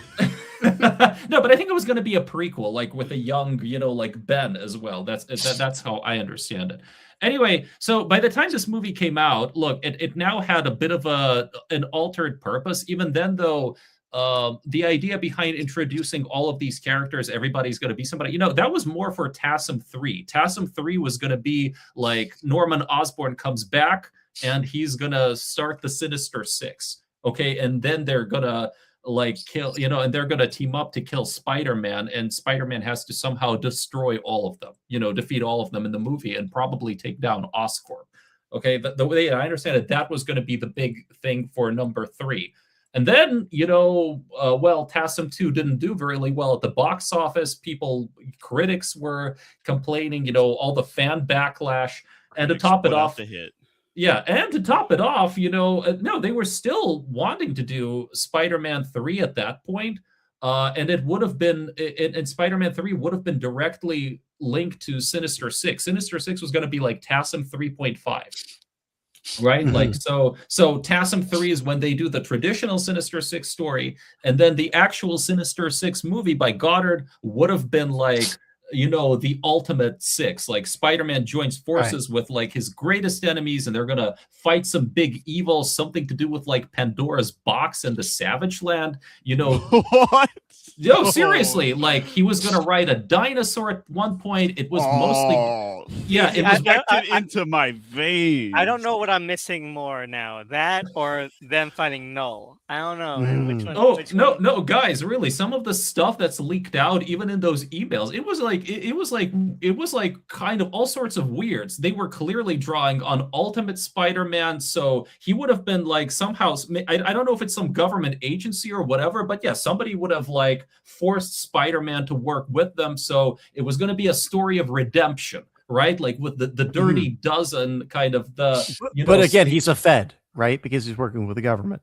I think so. Yes, I think so. Right. So I think they're all working with the government. It was gonna be mostly a Doc Ock movie. It would have been like he would have been like the emotional center of that somehow. And like I think like I don't even remember, like the roster for that really changed though because of all of the behind the scenes shenanigans. But at one point, yeah, like Dr. Octopus was a big part of it. They were going to bring back some of these characters they introduced in these 3 films, so direct continuity, I'm pretty sure they wanted Black Cat in there because, Black Cat spinoff. And, one thing I do know for a fact is that they wanted Tom Hardy to play the Sandman at a certain point. Like Tom Hardy, I think that's how he got involved with Sony in the first place. And that's what led to Venom, because like they wanted him to play Sandman. Like, Amy Pascal. I've got a bunch of sand. There's a bunch of sand around me. Yeah, something Michael like Jackson. Yeah, but okay, but things really, TASM 2 comes out and all of that starts falling apart because like, okay, first like, and then like Empire's crumbling. it is, and like so the movie ends with these huge teases, like you see all the Sinister Six technology for TASM 3, and then on top of everything, like Andrew Garfield snubs Kaz Hirai in Rio de Janeiro, and like 2 weeks later, they basically cancel TASM 3 and say, no, you know what? Next movie is Sinister Six by Drew Goddard, and they don't, and they plan on. Now, they're going to disconnect it from the TASM continuity entirely, and it's going to be another reboot, basically. And they're going to hire a new guy to play Spider-Man in it. Like, Spider-Man's still going to show up, but it's like a summer annual standalone story now, completely disconnected. Yeah, like, and they're going to introduce a new actor. All these are good ideas. No, they're all good ideas. I support them 100%. Also, I found a list. I don't know, like this is from the fandom wiki, so take with a grain of salt. But it's like a theoretical casting for some of the Sinister Six. So like Christoph Waltz is Otto Octavius. I have 8 hands. Gerard Butler as Kraven the Hunter. My God. Jonathan Banks from Breaking Bad is the Vulture. That's kind of good, actually. These all sound like Jonathan Banks. Wow. Zachary Quinto as Mysterio. Oh, that's Reddit for sure. That reeks as Reddit to me. I don't know. The moves that Sony was making, very Reddit. Very Reddit. So no, they were probably going to Reddit. They're like, "Who do you guys want?" Maybe. Okay. So here's the thing. Read the emails. So pair of the emails, the last roster that like I've been able to find, and that was September 2014, like after they canceled TASM 3. So now it was going to be like a standalone movie by Drew Goddard. He had like free reign to do what he wanted. So the roster was going to be Dr. Octopus, Sandman, Black Cat, Vulture, Mysterio, and Spider-Man. Like, no Green Goblin anymore. Not even weird. As a head? Damn. No. And also like Black Cat, like I like Black Cat. Black Cat's a good character, but it's like when I think about Sinister Six, right? Like you got to think about like the most iconic super Spider-Man, villains, right? And I'm thinking about like, evil people. Black Cat's like a cat burglar. Exactly. Right. Like I feel like she's almost like the Harley Quinn of that scenario, right? Where it's like the reason she is included is because people like her rather than like her fitting within that character role. But also just to talk about like what you're talking about with that whole setup of what they were trying to do, right? I think that like everything you just said, right? Like I get what they're trying to do, what they're trying to build out, right? The empire that they're trying to build with the Spider-Man movie. But like ultimately, right? Like, and this goes with the MCU as well, right? I don't want that, for my storytelling, I see all of that, I think that like there are cool elements of it, right? But then it's like all of this is still ultimately in the goals of capitalist gain, right? This is still ultimately to like maintain the property rather than to tell interesting stories. Right. But you could say that about any Hollywood movie, like the culture industry and all that stuff. 100%. You're absolutely right. Right. And to use like a modern example of that, right? Like, so Backrooms, right, is a recent movie that just came out, right? Mm-hmm. And Backrooms has its own lore, right? It's got all these different things that you can connect to, right? But the cool thing about that movie is that like I don't need to watch any of the lore. I can just watch that on its own, and I'm like, cool, that's good, right? But the problem with this movie is that like it's stretching for so many different things, right? Mm. And you can feel that there's like 8 different sequels that are trying around the corner, right? And I get that was like the necessity at the time, and their back was against the wall because of Avengers, right? But in the process of doing so, it makes this movie feel a lot more like it reeks of a lack of confidence, like the entire time, right? 100%. Yeah, like, and I'm not saying it to like disparage any of the things you just said, because like I think that there's a lot of cool ideas and what they could have done, but then it's also like for like at the end of the day, for what, right? At the end of the day, just so Sony can hold on to the rights, right? And I don't want Disney to have the rights either. I don't want Marvel to have the rights either. But it's just like it reeks of desperation to me rather than like a actual drive to tell a good story. And when I hear all these stories, I'm just like, good on Drew Goddard for getting money. Good on all these people who like spent years in development hell trying to make these movies, because hopefully they still got paid. You know what I mean? Yeah. All right. And we got the spunk out of it, or whatever you call the Yeah. Sony universe. Sony Pictures universe. we Sony live in a Pictures world where universe, so- Kraven the Hunter and Madam Web exist, so this is the best timeline. Yeah, no, I'm glad that those movies exist, and I'm glad. I'm just saying that they really didn't need to throw away the baby with the bathwater. We could have had Amazing Spider-Man 3. They could have. No one would have cared. No one would have cared that this one stunk. It's They could do it Spider-Man. tomorrow. They could still do it. It's Spider-Man. It would still have made money.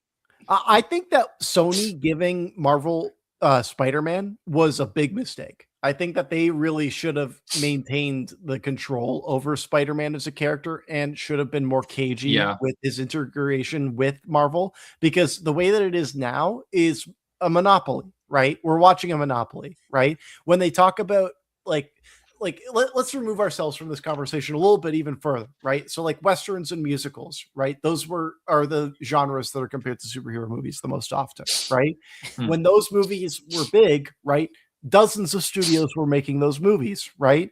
The problem is that during the superhero craze, there was only one studio that was successful, and that was Disney and Marvel, right?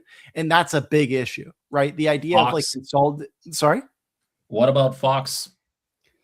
Barely. X-Men movies made money, yeah. They made money, but like at the end of the day, they were like, when are they going to Marvel? Right? That was always the question. When are they going to like it was like they're making money because they're like, hopefully Spider-Man will be in it, right? And it's never going to happen because the rights aren't there, right? That's what the audience wants, is what I'm getting at, right? But like at the end of the day, I do think that there is a competitive advantage in terms of separating these characters from one another. I think that in the homogeneity of tying all these things together, that's actually what's made not just these films worse, but filmmaking itself worse. 100%. I don't think there's ever going to be a good Spider-Man movie until the entire fucking filmmaking universe and landscape shifts soon. Well, what about the Spider-Verse? Okay, we're talking about actual movies, not cartoons. Animation is not cinema. I'm sorry. No, but Spider-Verse is a Sony thing, right? Like Marvel Disney does not have like any input on that, and I feel like that helps those movies because they don't have to integrate into a wider. They get to be their own thing, and because we'll talk about next week with the Holland movies. I haven't rewatched Homecoming in a while. Maybe I'll still defend parts of it, but those movies are hampered by the fact of contractually. Well, and I feel like I've read from Sony's perspective, they want the integration where they're like, there needs to be an MCU character in all of these movies. That's not a Disney stipulation. It's Sony wants that because they want to be part at the table. Exactly. As far as I understand it, it kind of works both ways. Like I think the way that I understand the way they want it that way because they have a reciprocity with Marvel. Like, if Spider-Man shows up with the Avengers, okay, they need to have in turn some kind of Avengers character in the so-called standalone, like Spider-Holland films. And I will also say that as far as I can tell, over the years, Tom Holland has gained more and more creative control over the direction of the character. So I'm pretty sure he's been calling the shots since at least No Way Home in terms of like what, what major Avengers character shows up, and becomes like a co-lead, like I've literally seen a 2019 interview with him at the time Far From Home was coming out. They asked him, well, what do you think should happen with Spider-Man next? And he said, well, I think he should team up with Doctor Strange because he and Doctor Strange are both New Yorkers. Okay. And that was before they publicly announced that the relationship had come apart, right? So when No Way Home shows up, it's like, wait a minute. Okay, so suddenly they're doing what Holland, exactly what Holland said he wanted to have. He has terrible taste. Yeah. Well, I was going to say he wants Hulk and Punisher. Those are his takes of that's who needs to be in my next movie. I'm pretty sure of that. Yeah, there's been even I saw one video where he talked about pitching a Hulk idea that was, I think, rejected because Brave New World came out, or Brave New World was in development at the time, and he was kind of sad about that or something. Well, like the thing I want to say on this note, right, is like I don't get the impression from you relaying this information that you're making any kind of judgment call on whether or not it's a good or a bad thing. But Oh, I I think don't that think it's I don't think it's a good thing. To be clear, I do not think it's a good thing. Yeah, and that's what I was about to say, right? Was like I think that what you're describing right here is exactly emblematic with why these Spider-Man movies are in the place that they are right now. The fact that this actor is able to have this kind of sway over like where the franchise can go, right? Shouldn't be up to them. It should be up to the people telling the stories, right? And like I get these things are bigger than, just like, a screenwriter, a director, what have you, right? But at the end of the day, if you're going to make any of these things worth a damn, right? If you want people to remember the Amazing Spider-Man in 30 years from now, right? You need to try harder, right? And I get the impression from all these people who are making any of these superhero film right now, I don't get the impression that any of them are building any of these statues to last, I mean, they're not. I kind of feel like the problem is that there are so many corporate interests involved with superhero properties. It's kind of a miracle when you do get kind of a weird auteurist kind of take on them. I mean, it used to be a bit more common with Warner, especially. I think it's hard to the Burton and Schumacher movies in particular, right? Like I wish Warner. I wish Warner had really kept up with their promise of giving stuff to different directors and letting them cook, and instead it kind of became, no, we need to have this, big central architecture, like whatever, and I do feel TASM 2, it is kind of like the Batman versus Superman of this franchise. I am, I mean, it's sadly, for, I don't know, well, I do think it's a better movie than it's been given credit for, even though it does, but it does have to check off all of these boxes, obviously. But I will say this also. I think some of the stuff though that Sony has been doing right now with the SPUMC, or however we want to call it, you can really see the origin. You can see the DNA of that in terms of what they were planning with the Amazing Spider-Man. Because we've been talking about sometimes how, well, it doesn't seem like that the Sinister Six are bad guys, and everybody every time somebody talks about Sinister Six, why are they making a movie about a bunch of villains going after Spider-Man who have no business going after Spider-Man or something? I'm like, well, okay, clearly that's not what the story is. And if you look right now at what they were doing with the Amazing Spider-Man movies and what the plan was for Sinister Six at that time, to me it's very clear, okay, there was never going to be a Sinister Six movie or a movie called Sinister Six that was going to be about villains teaming up to go after Spider-Man. No, it's always like, okay, Spider-Man is going to team up with his greatest enemies. They're all going to become de facto superheroes. They're going to be our Avengers, So I'm just and then look at the Sony movies we have now, where all these villains are now. Morbius is an anti-hero. Craven is an anti-hero. Like, they're not villains. Yes, Madame Web is a hero. I would even describe a veteran, but something I wanted to respond to specifically about a bunch of the things you just said, because just don't disagree with any of it, right? But one of the things you were saying was Warner Brothers acting as this kind of foil, right? Where there's some kind of artistic expression that could be on display. And I feel like Sony really squandered their potential in terms of being that foil for this uprising of Marvel movies, right? And what this movie actually represents is falling in line with homogeneity, right? The fact that they're just okay, so this is the way that all superhero movies should be, so this is the way that we're going to do it. We're going to copy their homework. And what I really wish that they did was that they decided to strike it out on their own, to ignore all of the things that Marvel was doing, and to just make their own kind of universe if they were going to make their own standalone Spider-Man verse. And the fact that they try so hard to fit within the other realm, and the fact that they rolled over onto their belly the moment when Marvel wanted the money, it speaks to all that lack of confidence. And I wish that they had the daring to actually commit to these things and to bring it home.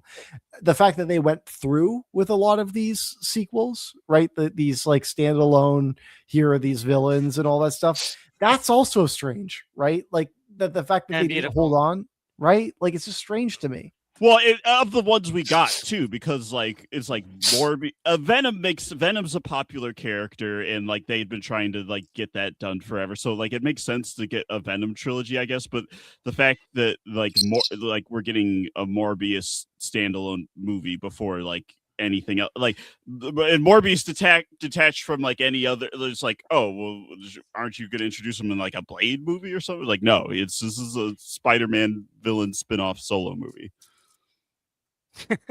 I would have preferred Morpheus. Well, look, I don't necessarily think that them doing the, standalone SSU retro, anti-spin-off films is necessarily like a bad thing. I think it's an interesting way to, for one thing, they were trying to build their own universe piece by piece using that. I mean, there's a whole story behind the deal with Sony. And I mean, we talk about okay, so the TASM 3 would have made money, but remember TASM 2 was kind of a critical and commercial failure. It really made less money than the first Amazing Spider-Man. It was like the brand wasn't the brand was, you might say, damaged. But what's interesting? Confidence was down. Sorry, just what's interesting? Spider-Man 2 made less than Spider-Man 1. Right, like the Sam Raimi movie, right? Like just something to add into there, right? And then 3 made more than both of them.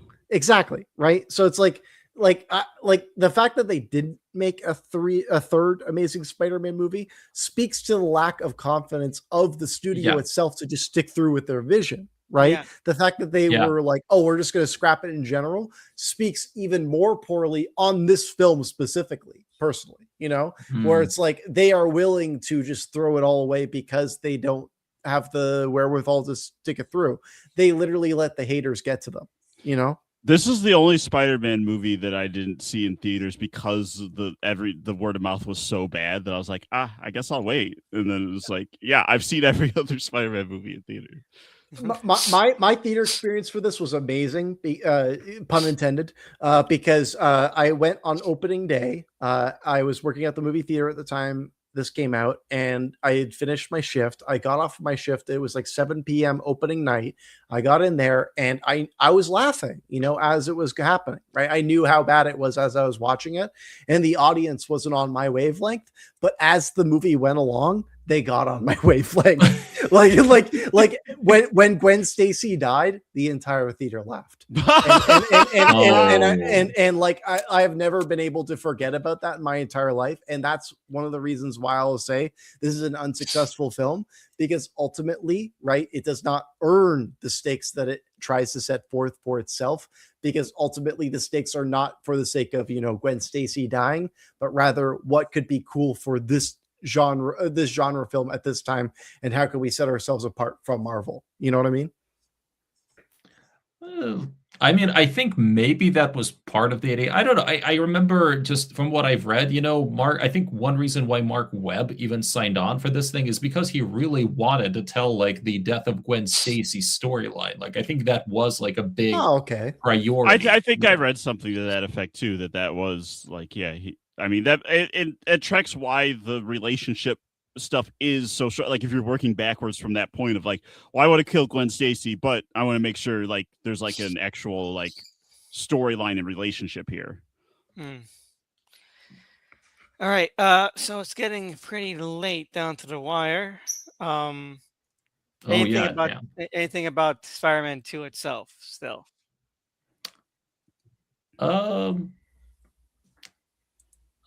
I don't know. I don't like I really dislike the Rhino. So I wish you hate the last scene. You don't like that? I wouldn't say I hate. I wouldn't say I hated. I mean, I kind of get what they're going for, but I just really don't like that they went to the final shot is pretty much Paul Giamatti in that in that rhinoceros machine.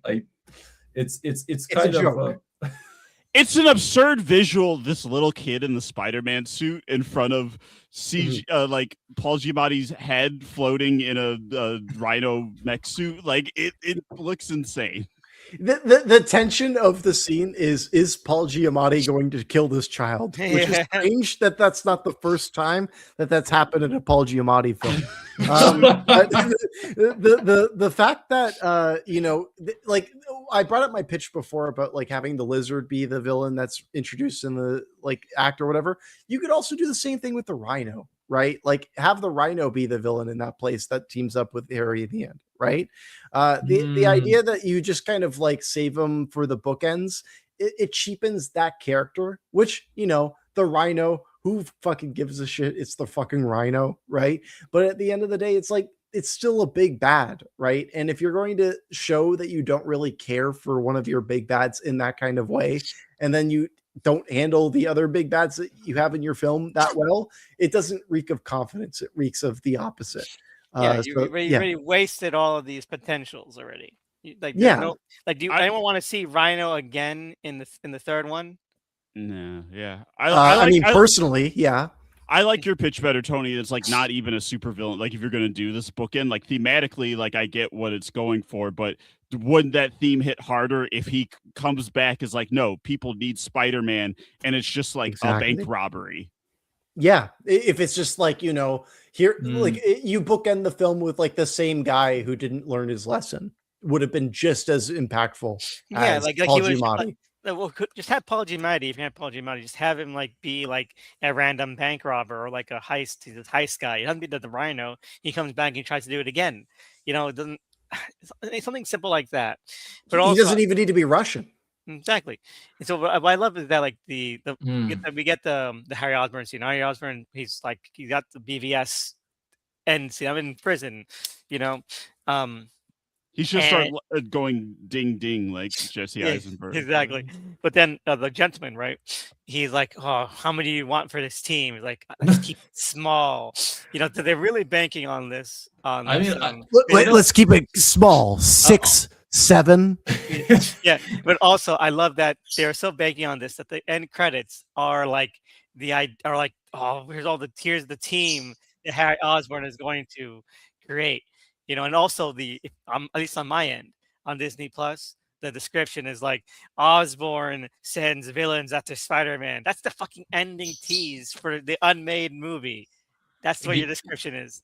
I mean, the thing is also they kind of decided to do a preview of what could be the first evil Sinister Six incarnation, right? But the funny thing is they didn't really know, they didn't have the roster nailed down at the time. Like Mark Webb was quite open about the fact that, okay, you know, we throw in, you know, this look at Mysterio's, I don't know, visor or whatever tech is there, but we're not really sure if we're going to use that character. You see vulture wings, you see some odd mechanical arm, like there's a scorpion. Yeah. I mean, Webb was pretty clear that there were only really 2 guaranteed villains for TASM 3. You know, it would have been Green Goblin, aka Norman's Green Goblin, and it would have been Dr. Octopus. But I think a lot of the other people were still, you know, it was like an open conversation because, you know, I don't think they had a script ready at that point.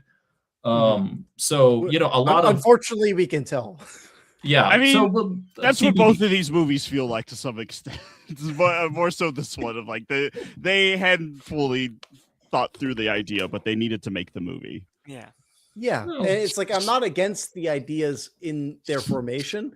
I don't like the fact that it's flying by the seat of their pants, and the fact that the film itself has that quality to it. You know. Yeah. All right. So Spider-Man 2. Okay, that's the end, and it ended. I think that they I would have seen a third one. They're just like with the Venom verse. I just wish Sony had the stones just finish what the story they were telling. I would still watch the third one. Do it. I would have rather the trilogy be completed than they abandon it. You know, the fact that they abandoned it actually validates many of the criticisms that exist within these 2 movies, right? If they saw through to the end, then I would have respected them more. The fact they didn't complete it speaks to all of the criticisms we had. Yeah, like they do great. There really is nothing behind the screen, you know? Yeah, the fact that you team up at the end, you know? Yeah. I wish Andrew Garfield had not skipped out on that event. If he had not done that, I think the odds of us actually I think that's really cool that he did. Yeah. Yeah, it's like everything we just said. It's like you're like I agree with you. Like for the sake of the movie happening, yes. But then it's also like the fact that he did do that is cool. It's fucking baller. Yeah, it is cool. It is cool. All right. Any last thoughts? I don't know. Well, you said the story doesn't get completed, but we'll see next week. No Way Home. It's a perfect trilogy and a cap to the story. I do want to mention though. Holiday weekend. I do have some plans that Sunday. I'm not sure I'm gonna be back, so it might have to be the week after next week. That's fair. I mean, because when does Brand New Day come out? It's not till the end of July, right? Yeah, not the end of July or something. I mean, into August maybe. No, it's usually July July. 1st. I think it's July 31, actually. Yeah, July 30th. Okay, so yeah, we still have time. So the next episode is Madame Web then. Honestly, I think we could squeeze in some shit between. Look, I was audio cut out for a second. What did we just threaten to squeeze in? I said Madame Web. Oh. Have we never talked about Madame Web? I thought we did. I mean, we've brought her up every episode. Yeah, no. Me and Mikhail have talked about the Sonyverse movies previously ourselves. Madame Web comes to me in my dreams. So if you guys want I hear Ezekiel's ADR voice. My spiders. If you guys want to do that, or maybe like the Spider-Verse films in between, I'm all for it. I wouldn't be against the Spider-Verse films. I have a lot of thoughts on those as well. It's very, interesting, especially how, we talked about how they can be their own thing, but really, when you look at the second one, I mean, that's like they really made that part of the larger fabric of whatever, like Sony Spider-Man universe that they're making. And that was a very conscious shift in my mind. I mean, if you think about it, although I do think it would make somewhat more sense to talk about it after. Well, no, we've all seen Morbius, right? So yeah. Okay, yeah, because there's some stuff there in regard to Morbius that I want to bring up again. I think Morbius was clearly meant to be like the Thor, like we're tying all this shit together kind of movie, and that didn't happen. If I were to pitch, I would say like Morbius and Madame Web would be a good episode. Like together? Yeah, I feel like those two. I think together, but then also if there was time, a Spider-Verse, it as its own, because not just those movies themselves, but then what that then represents for Spider-Man as it's like now he's a multiversal character kind of forever because of the success of those movies. The only thing, actually going off of Mikhail's point there, right, where it's like the third one is actually what the second one is dependent on, and like many of my critiques of that second movie are actually quite similar to my critiques of what the Amazing Spider-Man 2 are, So it's like, if they don't land the plane in the third movie, then like, I'm going to hate the second movie in retrospect is the way I feel. Right. I agree. So like when it comes to reviewing those two movies, I honestly feel like I can only give an honest review to the first movie. Yeah, I could give I get what you mean, because I have the same issues where it's like I can raise my complaints about across, but then I don't know how solid those are. I was like, oh, okay, well, that's actually not going to be the case when the next one comes out. But I don't know, it could still be a worthwhile discussion. I don't know. I'm just pitching. True. Yeah, and like, don't let anything I'm saying like shoot anything down. I'm open for whatever, right? Like, my only point is like, if our criteria for a film is how successful it is on its own, right? I don't think that 2 succeeds. I think Across the Spider-Verse is a bad movie in terms of just being its own. 100%. Yeah. I'm open for, I'm down for anything you guys are down for. Okay, but I would like to maybe pose one last question about these two films. I know that the general impression about these films has been negative, right? But would you say that your perception of them has improved after this rewatch? Yeah, I would say so as well. Yeah, like I feel like I appreciated more of what did work in these rewatches. Right, I still think the second movie sucks. Like I still think the first. I think that I actually think that the first movie sucks even more upon rewatching. Yeah, I right, agree. but at the end of the day, I did appreciate the things that did work a lot more than when I had initially watched them. So I will say that at the end of the day, I appreciated these movies more for the elements that they did successfully accomplish than I had when I first watched them. I agree. I agree with all that. I think they've aged pretty well, especially in comparison to like where superhero movies have Are gone. now. It's an interesting snapshot because it's almost like a precursor to where it's going or where it was already starting to go, and that where it's fully gone. But like, there's still more integrity. I feel like even with all the valid complaints we raise about the production of these movies, it's like, well, this is.